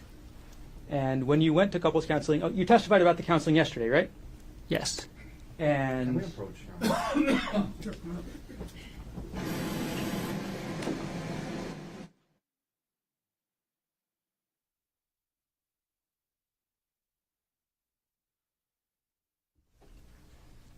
Dr. Konig, just to clarify one more time, you testified this morning that you were not sexually demanding towards Arielle. Is that correct? I think the question was if I ever demanded sex of Ari, and I've never demanded sex of Ari. So you never demanded it, right? That's right. How often did you want to have sex with Arielle? There was no specific number of times. It was up to every other day, right? Was what up to every other day? You wanted to have sex with Arielle and of an amount up to every other day. Isn't that correct? At some point in our relationship, we had sex, I'm sure, every other day for, that period of time, but there was never a point in our relationship where I... What's the question? So, in December 2024, Okay. after you confronted Arielle about this relationship, you Yes. still wanted to have sex with her every other day. That is correct? not true. We had sex for a portion of December, and it was not every other day, and I never demanded to have sex with her every other day in December or at any point in time in our relationship. And after December 24th, she did not have sex with you again, correct? After December 24th, we did not have sex again. And you testified yesterday that you went to couples counseling, correct? That's correct. And you testified that there were other issues, right? That's right. And one of those issues was an intimacy issue, correct? That's correct. Okay. And the couples therapist you saw, at least one of them was named Gemma Cannon, correct? That's right. And she had a meeting with you in December 2024, right? She met with both of us on December 27th. December 27th. So this is the same day as you've had this continued fight with Arielle, right? We had, I would say, two arguments, two big arguments in December, and one was around the middle of the month, and the other one was on the night of December 26th, and then we argued about it again on the morning of December 27th, right before counseling. That's correct. So you went to counseling with both you and Arielle, correct? That's right. And you both told the counselor what your problems were, right? Yes. And the counselor, Miss Cannon, Objection. If we get hearsay, if we're getting into what somebody else said. The substance not coming in. Overrule. Excuse me? No. It's not substantive. Overrule. okay, so you and Arielle both told the counselor what your problems were, right? Yes. Your problem was the same problem you've talked about a lot already, right? The Yeah, emotional affair. The main issue that I wanted to address was the aftermath of the emotional affair, which included a lot of different issues in our relationship. It wasn't just one thing. It was a big kind of, it was a, And Arielle also stated what her problems were, right? that's right. And the counselor listened to both of you and came up with a plan, that's right? That's right. And the counselor's plan was to deal with the intimacy issues first, correct? The counselor's plan was to deal with the issues that Arielle brought up first, yes. That was the intimacy issues? Yeah, part of it. And then she would deal with the affair afterwards, right? Yes. And not afterwards, but because, again, these are not just like things you check off, off of a to-do list. The affair was causing a lot of issues in our relationship, and addressing those issues were going to take probably years. And the issues that Ari brought up, similarly, was also not just going to be a check off the box thing, and it's probably going to take some time. And the counselor said that she's going to start off with the other issues, and not start off with the affair issues, but it wasn't just like we were going to finish the one, check it off the box, and then move on to the next. There's overlapping issues, and it's all to do with the relationship. And so it's not fair to characterize it like we were going to finish one and then move on to the other. But we were definitely going to. She said, we're going to basically let's prioritize talking about the issues that she brought up first. Gerhardt, are you okay with waiting to address a lot of the issues to do with the affair until later in therapy? And I said, absolutely. And you testified yesterday that those issues about the affair were never really resolved. Is that right? No. Yes, that's right. So, talked about Arielle's issues, and the issues you brought up were never resolved. Correct? I'm sorry. Ask that again. The first priority was Arielle's issues, the intimacy issues. Correct? The first priority was Arielle's issues, and intimacy was one of them. And then your issue, the emotional affair, was never addressed. Correct? And our issue, the affair, wasn't adequately addressed ever either. And neither were the emotional issues. And I have to say, part of the affair and the aftermath of the affair, I had emotional issues, intimacy issues as well with her. So the intimacy issues went both ways. And when we... Just I'm going to ask my next question. Go ahead, sorry.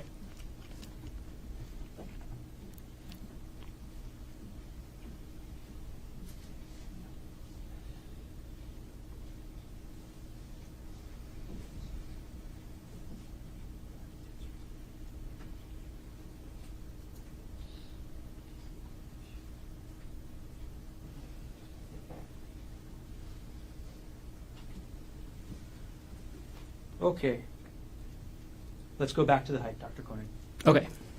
March 24th, 2025, you testified about the hike yesterday, correct? Yes. You testified that you and Arielle had a massive argument, right? Yes. You testified that on her birthday, Arielle brought up a subject she knew would upset you, right? I'm sorry. You didn't testify to that, but that is what happened, correct? That is what happened, yes.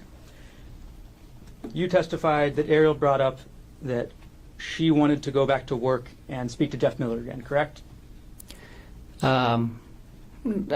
She was still working, so she wasn't trying to go back to work. She wanted to start traveling with him again.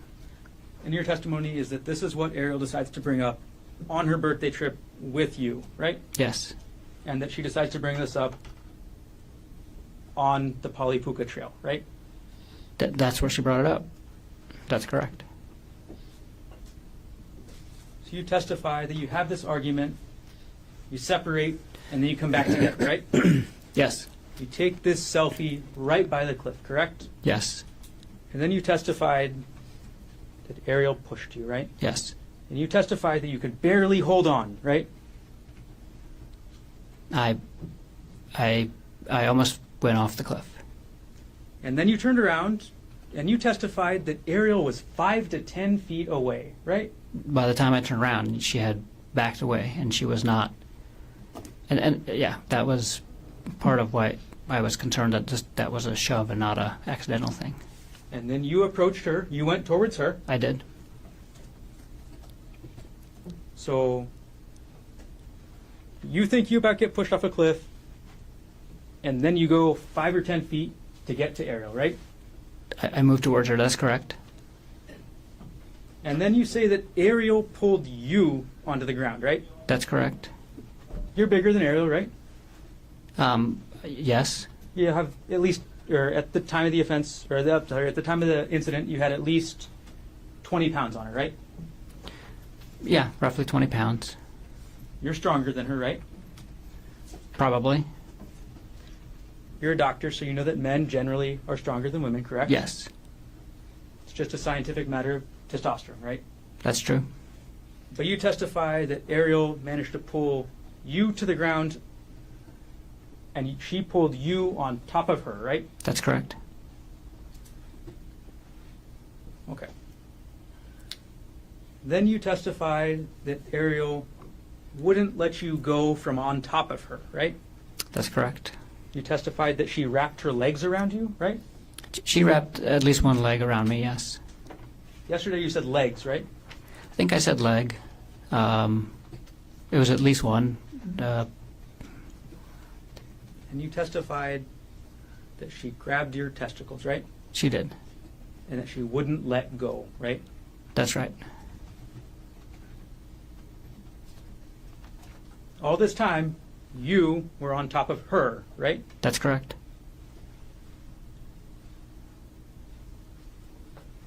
And then you testified that Arielle took that rock. I'm going to grab Exhibit 2 right now.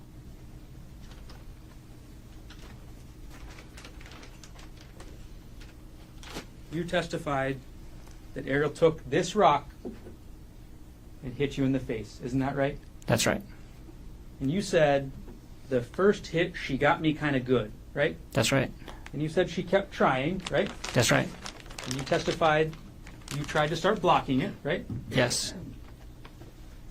And you testified she actually got a couple more hits in, right? Yes. So, but you don't know how many hits, right? No. One good hit to the side of your face, correct? That's right.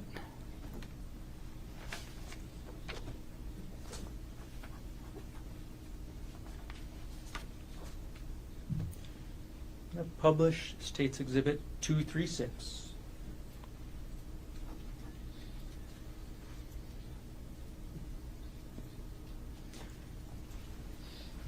This is a photo of you from March 24th, 2025, correct? That's right. This is immediately after the police arrested you, right? That's right. This is the closest photo of you after Arielle hit you with this rock, right? That's right. Publish alongside States Exhibit 1.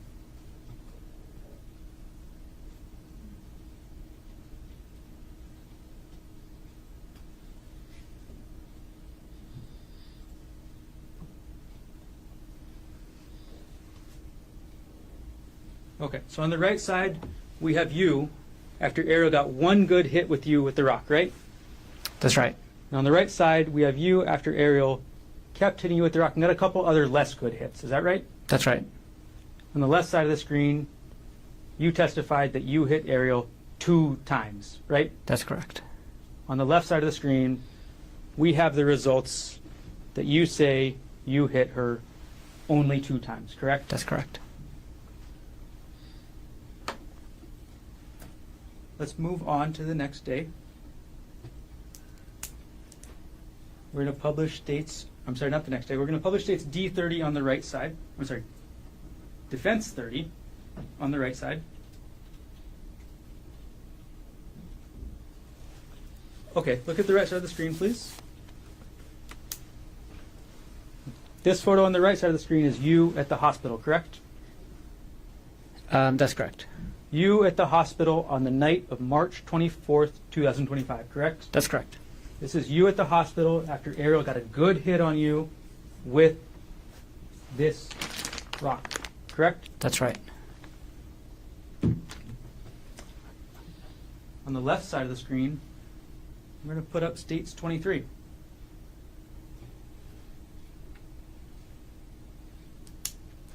This is Arielle at the hospital, correct? That's right. This is Arielle at the hospital after your 2 hits, correct? That's right.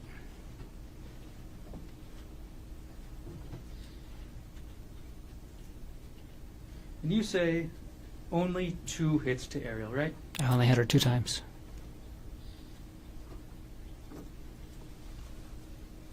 This is the front of Arielle's face after those 2 hits, right? Yes. Did you do that? States 22. Thank you. Put up states 27. This is Arielle's hand after those. This is Arielle's hand after those 2 hits, right? Yes. And lastly, we'll put up on the left side states 1, 2, 8.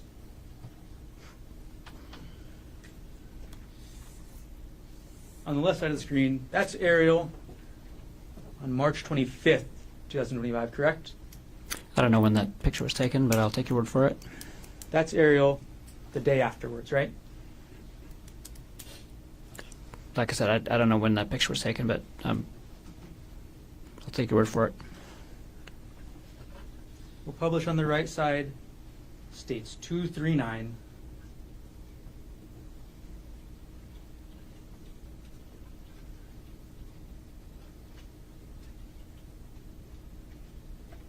We'll flip it upside correctly.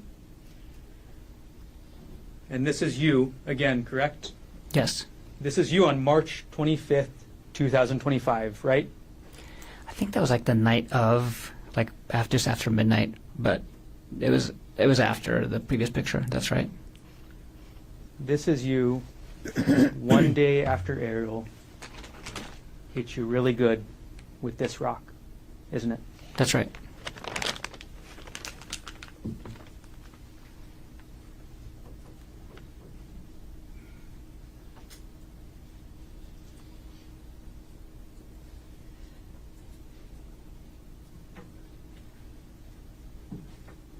Take the recess.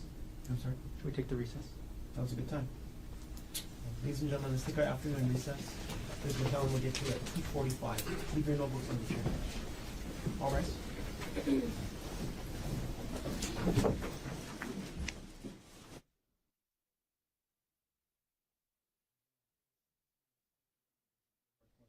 One CPC-25-373. Dr. Konig is present in court on the stand and still under oath. All 4 counsel of record are present. All jurors are back in the courtroom. Mr. Garner, can you continue? I have no further questions. Mr. Otake, can you read that right? Yes. Okay, Gerhardt, I'm going to just try to jam through this. I know it's been a long day. You're asked about going into detective mode. Why did you go into detective mode when you saw these things and learned about what Arielle had been doing or communicating, the way she was communicating with Mr. Miller? Why did you go into detective mode? I just needed to find out details about the relationship. Okay. For you, it was something you were searching for information. She was obviously deleting things and trying to hide things, and I just wanted to understand what was going on, really. The extent of the Yes. relationship. You know, you were asked about the text messages from 12/1 that started, and that was a Sunday. Remember that? That's right. And you were asked about, well, it would say good morning, and then it went on throughout the day, Christmas lights, what you doing, all day long until good night. And you were asked that, you know, there was nothing sexual in there. Were you still concerned that on a Sunday your wife was communicating with another man all day long? Yeah. Objection leading. Yes. Even though there wasn't. Move to strike the last answer. Granted, last answer stricken. Did the text messages still concern you, even though the word sexual wasn't in there? Yes. Objection. Sustained. And move to strike the last answer. Granted. Were you concerned by the text messages on that Sunday between your wife and another man? Same objection. Sustained. Misleading. How did you feel about the text messages on that Sunday between your wife and another man? I was very worried.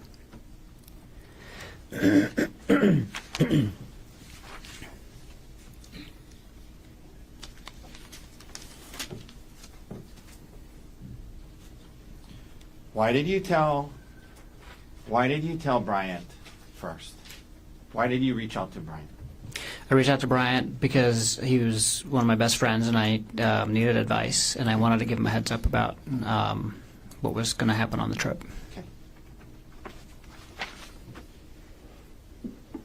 When you and Arielle talked about her quitting her job, what was your interest?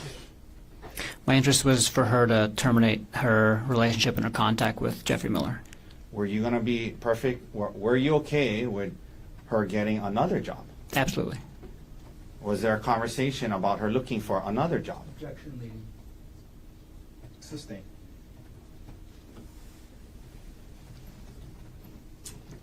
Did you and Arielle talk about what would happen if she quit her current job? Yes. And what did you guys discuss? She was going to look for another job. Okay. You were asked a lot about her like this conversation about her moving out and then not. Initially, what was your thoughts about her moving out? Initially, when you found out about it in San Luis Obispo? I mean, I would have preferred if we could deal with the affair in an isolated environment, and so it would have been preferable if she had moved out. Did you eventually change your thoughts on that? Yes.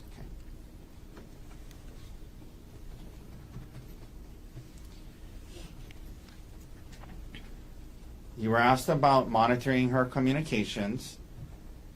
Is there anything you learned in the audiobooks about that? Yes. What did you learn from the audiobooks about monitoring her communications and her sharing, giving up some privacy during this healing period?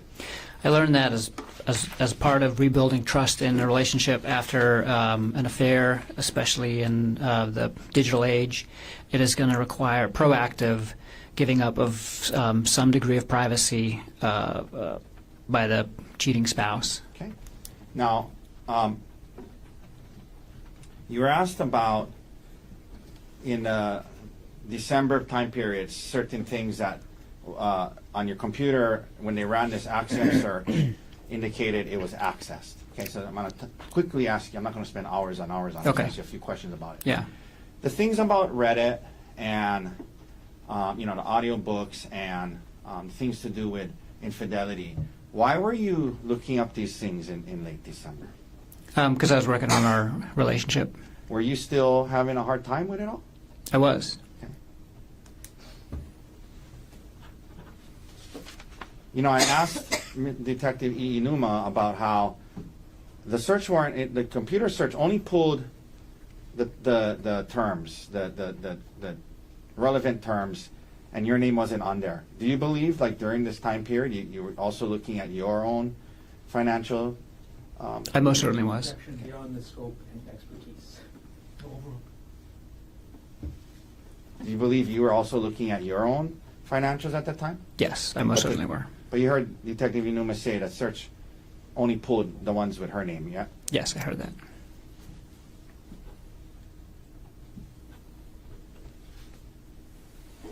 You mentioned at the end of the year, sometimes you were saying, you're asked about, I just want you to explain it more. So at the end of the year, when you're doing some tax planning, would you commonly look through certain files?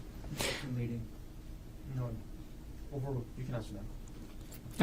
Yeah, and not just tax planning, but just financial planning, like budgeting and things like that, and kind of reviewing, like, you know, how our retirement accounts were doing, and it was more than just tax planning. You know, there was a retirement account of Aries that they brought up. I Yes. wanted to ask you, I think you're trying to explain, but why do you have a recollection of why you might have been looking at her retirement account? Yeah, so she had Tell the jury why. she had like almost $200,000 in her retirement, and when we purchased our house, we purchased it through UBS actually. So they actually do home loans as well, and as part of that, they convinced us to move all of her retirement into one of their accounts, which is a managed account. So they charge a fee on it, and they wanted me to move my retirement account out of my account too when I terminated my job, but that was after we closed on the house, so we didn't end up doing that before we closed on the house. And I was glad because Aries' return at UBS was very poor for 2024, and so I was looking at her return in 2024 that she got at UBS, and I was looking kind of at historical data, and then I was also looking at her return that she used to get on the same retirement money when it was still held at Westinghouse, and it was part of the process to decide if we were going to switch her retirement account to a different account and provider to get a better return. Okay. You know, all these financial documents they brought up, were you trying to, like, see if it would be cheaper to kill her than divorce her? No.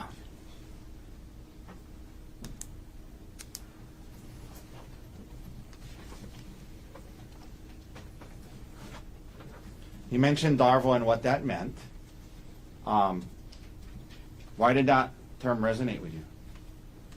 Oh, because so it felt like she was deflecting and then also blaming me for now the affair, and then also bringing up other things. And one of the threads that I read in Reddit talked about that idea, and then it used that acronym, and so then I was like, oh. What is this? So I looked up the acronym, and that's what it was. And so then I searched that acronym on Reddit to kind of get more information about people dealing with that specific issue. You were asked about the 2018 Word document about the 2018 taxes and about the child support and alimony. Well, we talked about this the other day, so just really quickly, what other information was on there? Oh, everything to do with our taxes. So, yeah, I don't know if you want to go into specifics, but So it wasn't just the alimony and child support. that's right.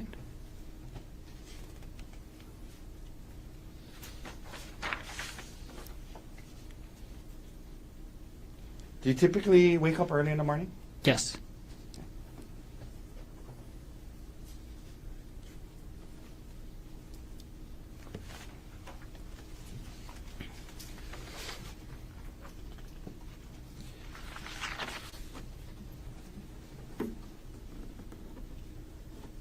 You talked about this the other day, but after looking at the Palipuka on the website, what again? Why did it seem like a good one for you guys? What was the reasons? Yeah, I thought that was going to be a really good hike for us to do because, like the prosecutor mentioned, it has these expansive views of the entire East Oahu. I'm sorry, West Oahu. No, East Oahu. And that was kind of one of our goals, is to kind of explore the island but kind of see it, so we can get an idea of what the island looks like. It was a relatively difficult hike, which we're kind of used to, and we liked hikes like that. That's like a little bit out of the ordinary. And it ended up, at this really cool spot where we can take a picture. It was close to Waikiki, and it was a short hike. Okay. Fit into our You guys schedule. wanted to do other things that day. Yes. Okay. 1 second.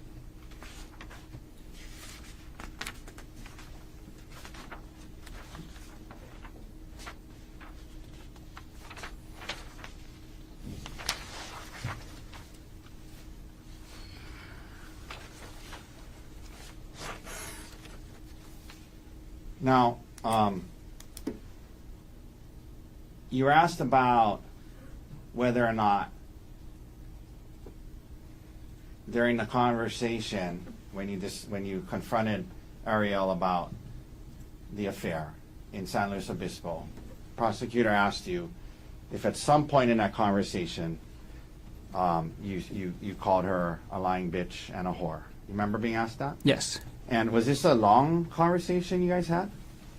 Yeah, I mean, I would say we had the conversation about the affair for the entire time we were in San Luis Obispo. But then that first on night, and off, you know. That first night, did that conversation get heated and emotional? It did. Okay. It did. Let me ask you this. It was just the two of you there, right? Oh, when yes. Yeah. And you were asked if you called her those names, and you wanted to tell the jury that you did. Yes. You could have said, no, I didn't call her that, but you wanted them to know that you did call her those names, Objection right? meeting testifying. Sustained. You testified to this jury, well, you admit that you called her those names. Yes. Okay. And then did the conversation continue, and did you guys try to work through it? Yes. Okay. All right, thank you, doctor. That's all the questions I have for you. Any recross based on what was asked on redirect? Just a moment. Take your time. Actually, before we begin, may we approach on the record? Yes.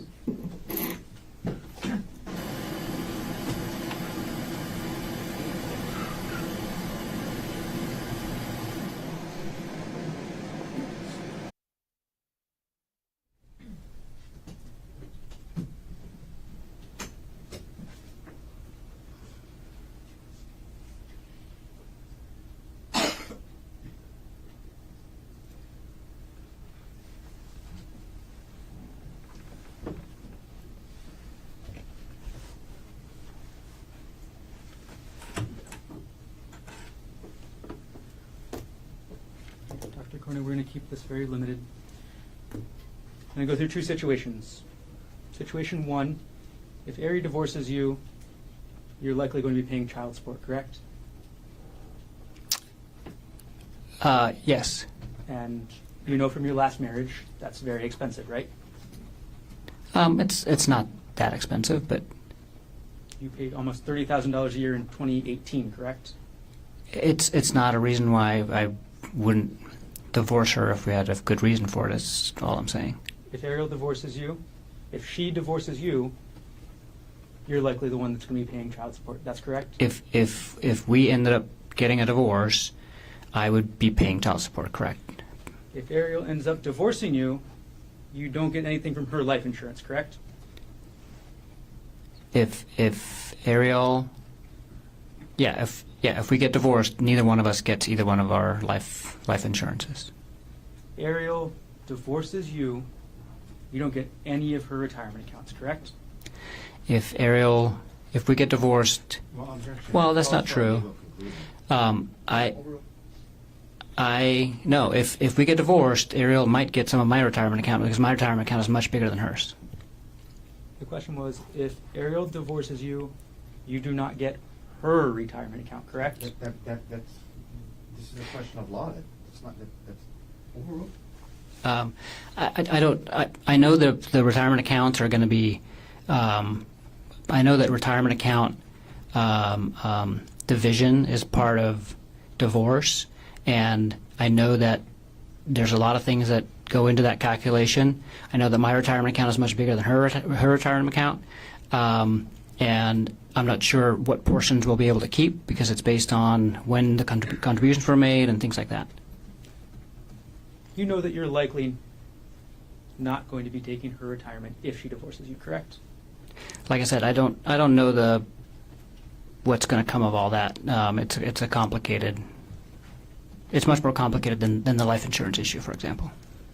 And you know that if Ari divorces you, a likely outcome would be 50-50 custody, correct? It depends on the circumstances of the divorce. You knew before March 24, 2025 that if Arielle divorced you, 50-50 custody is generally standard, correct? Yes, absolutely, and that's what I would have been advocating for. Second scenario, if Ari dies, you don't pay any child support, correct?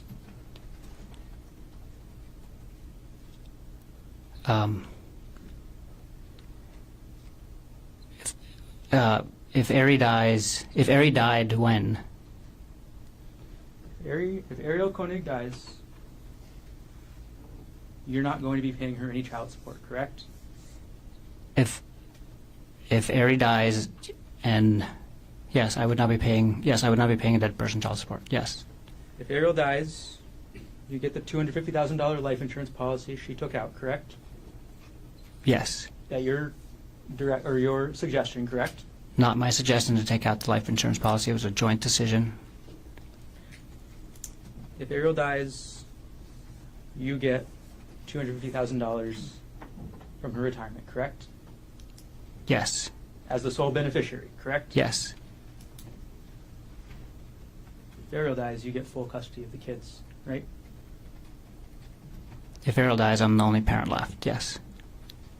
No further questions. Mr. Otake? If you get convicted of this charge, Objection. she Hang gets on, full. She hang gets on. full custody. Approach. Approach.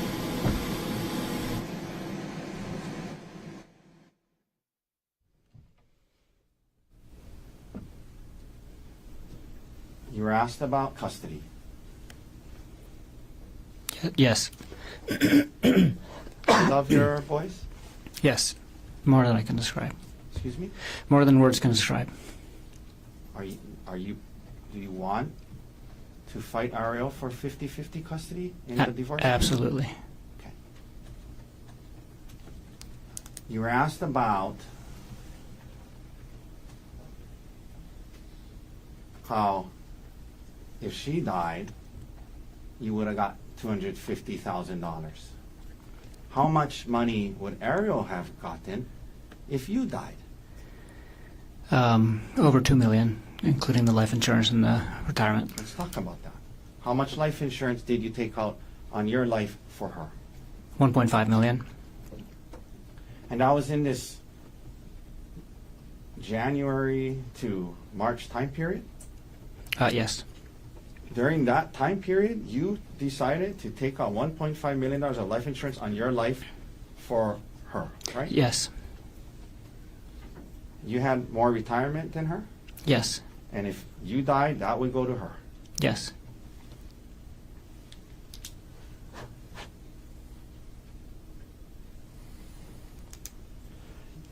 They brought up child support.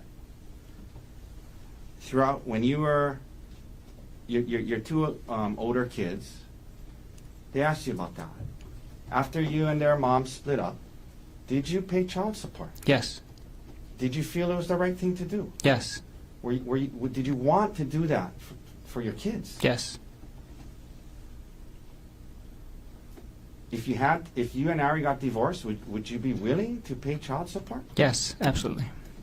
Would you do financially whatever you needed to do to make sure your kids had a good life? Yes. Thank you, Gerhardt.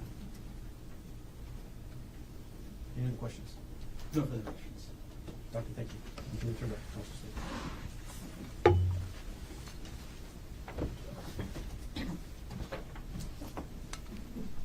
Mr. Otake, does the defense wish to present any other evidence? Can we approach? Sure, come on.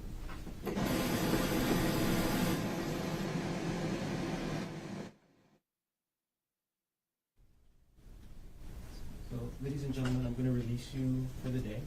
It's a long weekend. I think we all could use the long weekend. I hope we get some rest this weekend. We're going to have you come back on Tuesday. We'll start up at 9 o'clock on Tuesday. That is April 7th. And based on my discussions with the attorneys, we expect to wrap up the presentation of evidence on Tuesday.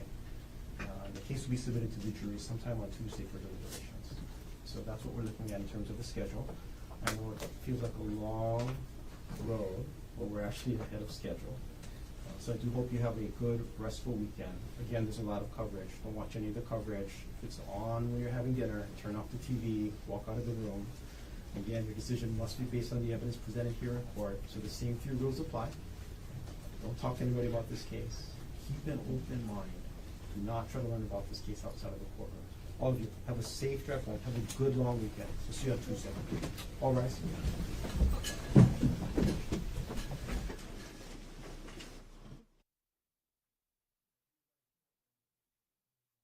I have one question. The jury instructions that we settled earlier, at this point in time, court is not contemplating any amendments as we settled them. Mr. Garner, anything on that issue for the state? No. How about you, Mr. Otake? Can't think of anything that happened today that would change it. Thank you. Counsel, can I ask you for a favor? Because I know you're living this case. If there is something we need to revisit, can you let me know first thing Monday morning? So it doesn't delay any of our proceedings on Tuesday. Yes, absolutely, Your Honor. Mr. Garner, anything else you want to take up on record before we adjourn for the week? I may want to revisit the tailoring issue I made in terms of closing argument. You want to take that up now? Sure. I mean, the cases that I'm aware of so far are Walsh and Walsh is the new one, right? Walsh is the most recent one, and that involved the prosecution essentially arguing in closing argument that the defendant can't be trusted because they've sat through and one came to trial. I understand that is not allowed. Right, it's contrary to the instructions, right? Yes. That being said, the defendant in this case did testify to some very specific legal terms, especially regarding EMED, which I do want to be able to comment on. Just to be clear, I mean, our position is EMED should not be given, and we're telling the jury it did not apply. And when he said that, yeah, I was in a severe emotional state, he was talking about after the fact, not when he did what he did. I asked him, how did you feel immediately after this? He said, I was in a severe emotional state. So that, like, if he's suggesting that he said that to try and get convicted of EMED, that's ridiculous. Because number one, we're saying EMED should not be given. We're telling the jury that it should be disregarded. And number three, the comments he made about being in that state was after the fact. Obviously, for EMED to apply, you have to be in that state during the incident. So, And that's the only tailoring argument that you're considering, Mr. Garner? Like you say, make it sound like I should be considering more, but that's the only one on my mind at the moment. I'm not suggesting you should be considering more, but because my general inclination is to keep it out at this point in time. And then so I wanted to know if you had more, because I will go back in and I will reread Walsh and anything else connected with tailoring to see if it changes my initial inclination, but that's what it is right now. Understood. Thank you for sharing. And just to get into that a little further, number one, nothing in the evidence had to do with EMED or the standard for it, right? So it's not like he would have heard that throughout the trial, okay? Hypothetically speaking, if there ever was something to do with that, arguably someone in that position would have learned about that through his attorney. So now you're getting into attorney-client privileged communications. Well, that's not true, because we were all here when we settled jury instructions and we had a long discussion about State versus Perez and State versus Moore. But again, my inclination is to not allow the Taylor argument. If we need to take it up, but I'm happy to make a record. Well, I respectfully, when you say that's not true, I'm not going to get into my communications with him, obviously. But obviously, any attorney who does this work would have had discussions about it before settling jury instructions. So I understand when you say that's not true, what you're saying is he could have also learned it from other places. But here in open court, when we settled jury instructions, I'm pretty sure Dr. Konig was here. I understand that. I'm just suggesting when you start getting into what a person may or may not know legally, you're getting into communications with their attorney, regardless of if the same subject matter was discussed later. Mr. Otake, anything you want to take up before we adjourn? I